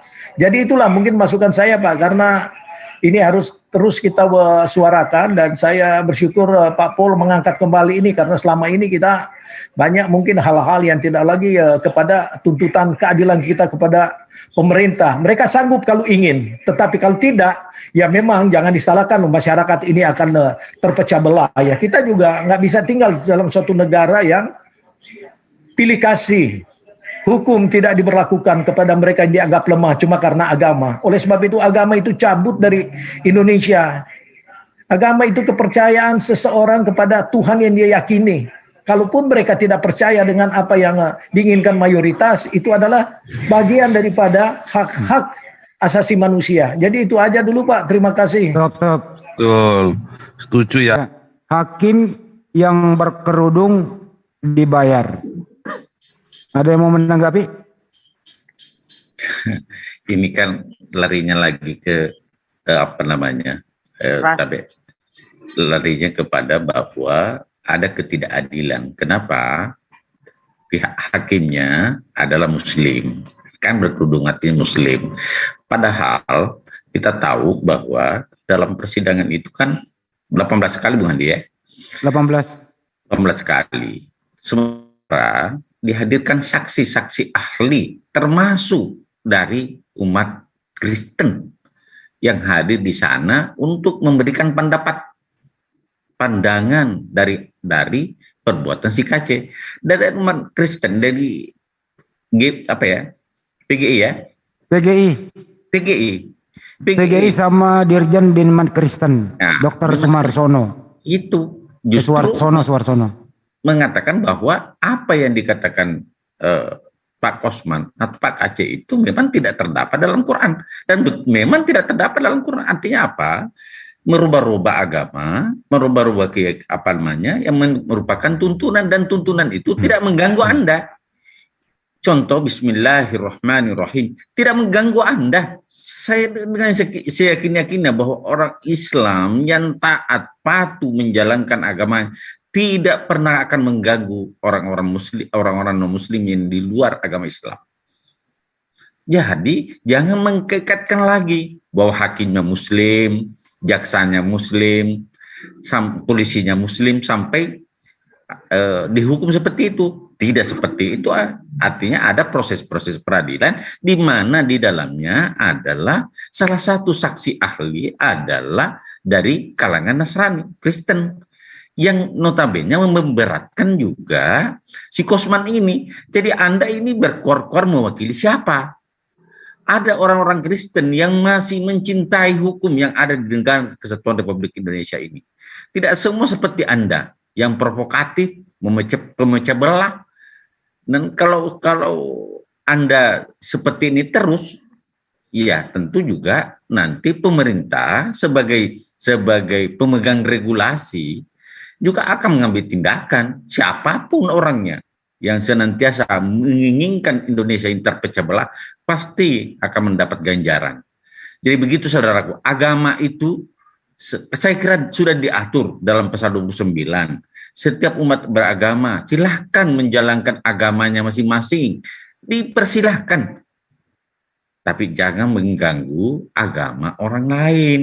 Ada batasannya kan gitu. Kalau Anda, misalnya ke gereja, kapan ada umat Islam yang ganggu? Tidak ada. Tetapi kan perbuatan si Kosman ini kan setiap hari seharusnya memberitakan Injil dengan benar kepada saudara-saudara kita yang Kristen. Kenapa harus dihujat Islam? Memangnya Islam menghujat kamu? Kan tidak. Jadi kalau sekarang ini kita hanya merespon. Kan begitu Bandi? Hanya merespon, mereaksi bahwa Islam sesungguhnya rahmatan lil alamin. 76 tahun Indonesia sudah merdeka, tetapi masih Indonesia tetap utuh, tegak berdiri sampai saat ini. Saya kira juga ini ini saya tidak saya takutnya begini, karena dia sekarang dalam posisi banding, akan menekan hakim. Oh jangan, hakim akan mengambil keputusan seadil-adilnya sesuai dengan apa yang tertulis. Jangan mengancam-ngancam seperti ini untuk merubah keputusan hakim. Tidak bisa seperti itu. Hakim tetap memutuskan seadil-adilnya sesuai dengan fakta persidangan yang ada, dan nanti bandingnya juga nanti itu sesuai dengan, kalau memang menurut hakim-hakim di atas itu ada sedikit perbedaan, ya terserah hakim nanti. Nah, seperti itu. Tapi jangan dipresur seperti ini. Bahaya. Sangat berbahaya, Bu Andi. Karena yang disakiti adalah umat Islam, bukan Anda. Anda justru, saudara-saudara Osman itulah justru yang menyakiti umat Islam. Jangan dibalik. Kalau Anda balik, berbahaya. Umat Islam itu sabar, tetapi jangan diserang. Saya kira itu, saudaraku. Terima kasih. Argumentasi orang-orang yang ada di room ini semakin memberatkan kasus KC. Dengan statement-statement begini, kalau hakim sampai mendengarkan, kamu menuduh bahwa hakim berkerudung dibayar, nanti bandingnya seperti apa? Hakim itu ya berdasarkan fakta persidangan, tidak berteologis tuh hakim. Mau dia agama Kristen, mau dia agama Islam, memutuskan perkara itu bukan berdasarkan agamanya, tapi berdasarkan fakta persidangan. Itu yang penting. Lu belajar hukum apa sih? Nah, tapi kalau lu berkuar-kuar kayak begini, nyinggung sana, nyinggung sini, bukannya malah membantu KC, malah tambah memperberatkan nanti. Pusing itu PH-nya nanti. Kita pakai apa lagi nih? Orang-orang di luar sana terlalu memberi kita semangat yang berlebih di luar daripada prosedur hukum. Waduh, pusing kita ini. Gimana mau akomodir semua ini? Ya, sekali lagi gitu ya, teman-teman ya, tolonglah belajar hukum dikit gitu. Bahwa hakim memutuskan berdasarkan fakta persidangan, bukan berdasarkan pesanan, bukan berdasarkan materi yang Anda tuduhkan itu, bukan itu. Kasihan si KC udah di dalam 10 tahun. Lu berkuar-kuar kayak gini tak mau memberatkan lo nanti. Karena nembak sana kiri kanan semua gitu loh. Nanti dibandingnya ditolak. Atau bahkan kalau misalnya ada sesuatu yang terjadi malah nambah gimana coba? Kalau sampai nanti PK malah tambah nambah. Lu mau apa lagi? Ya karena muslim lagi semua gitu. Bukan begitu coy, berdasarkan fakta persidangan. Ya tolonglah, realistislah kalau berbicara ya. Itu dari saya, silakan. Dikit Bang Andi. Ya. Iya, kita kasih solusi baru lagi kepada teman-teman Kristen ya, terutama kepada Pak Fauza. Di Indonesia ini ada banyak universitas Kristen, ada banyak fakultas hukum yang punya sarjana-sarjana hukum yang Kristen. Oleh karena itu, mereka bisa dikumpulkan dalam satu tim gitu, melakukan kajian akademis atas putusan hakim terhadap Osman, supaya kemudian langkah ke depan itu lebih taktis dan kemudian lebih mengarah kepada apa yang mereka mau. Sehingga ketimbang ngomong provokatif kayak gini, ya, lebih baik ngumpulin ya, para sarjana hukum dari Universitas Kristen ya untuk melakukan kajian akademis terhadap putusan hukum itu. Itu sangat bagus sejatinya, justru untuk memperkaya tatanan dunia peradilan di Indonesia. Terus kemudian yang kedua, dia tadi menyebut bahwa sebelum pengadilan penuntut telah menuntut tinggi gitu. Ya itu memang takdirnya penuntut ya. Kalau misalnya saya tertangkap tangan bawa sajam nih, senjata tajam, maka kemudian tuntutan kepada saya itu ya mestinya pada yang tertinggi, bukan yang terendah. Kalau terendah, itu paling dia mau ke sawah bawa senjata tajam di kota, kan gitu kan justru tidak baik gitu. Jadi memang para penuntut itu harus menuntut yang tinggi. Jika saya ketangkap tangan membawa narkoba, jangan dituntut pemakai, tapi usahakan tinggi dulu. Apa itu? Yaitu pengedar gitu. Itu wajar, itu memang sifat khas dari penuntut. Terus kemudian yang kedua tentang bela Tuhan ya, Tuhan itu nggak perlu dibela, itu bagus ya. Memang Tuhan itu nggak perlu dibela, ya, karena Dialah yang maha kuasa. Tetapi menista Tuhan itu bukan jalan keselamatan. Mengimani bahwa Tuhannya Yesus itu bodoh di 1 Korintus 1:25 itu bukan jalan keselamatan. Mengimani bahwa hukum dari Tuhannya Yesus malah jadi kutuk bagi manusia, itu bukan jalan keselamatan, itu menista Tuhan. Ya, itu menista Tuhan. Tuhan itu memang tidak perlu dibela, tapi menista Tuhan bukan jalan keselamatan. Lalu kemudian tentang tuduhan bahwa Muslim itu melakukan penistaan tidak diapa-apakan gitu. Nah, saya kira begini ya. Jadi kalau misalnya ada Muslim yang memang mereka duga menista, ia bawa ke pengadilan. Sama seperti tuduhan mereka pada Ustadz Abdul Somad.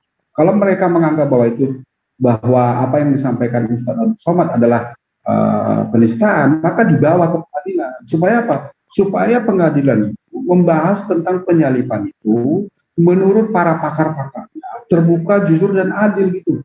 Benarkah ada penyalipan? Kalau nggak ada penyalipan, lalu siapa yang disalibkan? Itu kan justru bagus sejatinya. Tetapi ada banyak kejadian di mana awalnya mereka tuntut, tetapi kemudian tuntutan itu ditarik kembali. Tapi tidak diberitahukan bahwa tuntutan itu ditarik kembali, lalu kemudian dibingkai menjadi sebuah fakta baru, fakta bodong gitu, bahwa pengadilan tidak menerima pelaporan dari Kristen. Itu kan sejatinya bermasalah. Karena apa? Bingkaimu itu, framingmu itu bermasalah bagi sistem peradilan Indonesia. Jadi fitnah. Gitu Bang, terima kasih. Terima kasih ya. Pak De, ini mungkin bisa part 2 lagi nanti Pak De. Ini udah kepanjangan, udah mau 2 jam Pak De. Halo? Kok pada diam?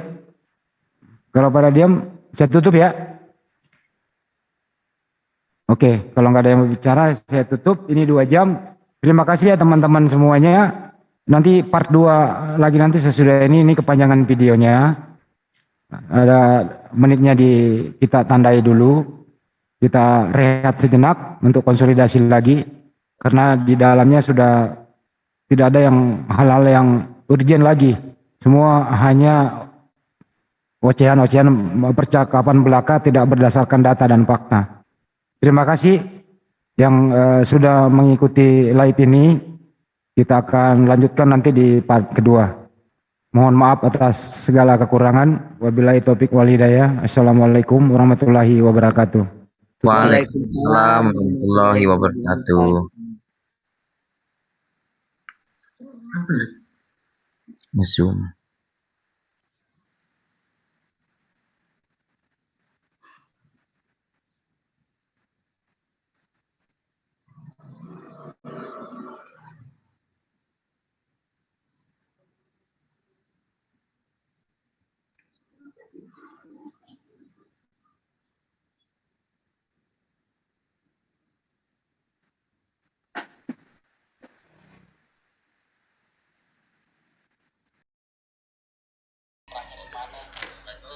Baik sahabat-sahabat sekalian, terima kasih atas perhatiannya ya.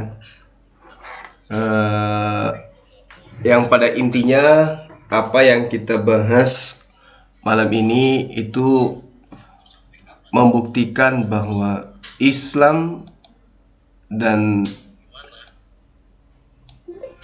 aturan yang main di negara kita ini itu sudah sejalan dalam hal pokok-pokok daripada inti hukum yang ada di dalam Al-Quranul Karim. Jadi satu-satunya kemudian kekuatan yang membuat orang luar segan terhadap Indonesia itu karena adanya kekuatan Islam yang ada di negara ini. Ya, karena itulah kemudian kita harus berbangga ya, karena kesakitan demi kesakitan yang dirasakan oleh orang-orang yang melakukan satu tindakan yang tidak benar di negara ini, itu meluapkan kebenciannya dengan menjadikan Islam itu sebagai sasaran tembak. Karena itulah kemudian yang saya uraikan di awal tadi, bahwa sebenarnya Paul Zong itu bencinya sebenarnya kepada Islam, kepada ajaran Islam. Dia benci di situ. Nah, karena itulah kemudian saya berharap kepada para teman-teman sekalian supaya mempererat ya persaudaraan kita. Jangan kemudian kita mudah untuk dihasut, untuk membenci pemerintah, apalagi sampai melakukan makar ya. Saya kira begitu sahabat-sahabat sekalian. Kita cinta NKRI, sama halnya kita mencintai Islam, kita menjalankan syariat Islam, sama halnya kita menegakkan keadilan di negara kita ini. Karena Islam mengajarkan kita untuk menjadi menjadi sosok yang kemudian menjadi individu yang cinta terhadap negara ini.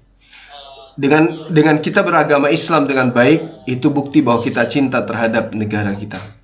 Dengan kita cinta kepada negara ini, membuktikan kita telah menjalankan daripada apa yang menjadi hukum negara kita. Ya, jadi sahabat-sahabat, kita akhiri dulu ya live kita sampai di sini dulu. Maksud saya, besok insya Allah kita akan kembali berjumpa dengan tema yang berbeda, dan kita harapkan ada dari Kristen yang bisa hadir bersama dengan kita. Baik. Saya akhiri, wabillahi taufiq wal hidayah. Assalamualaikum warahmatullahi wabarakatuh.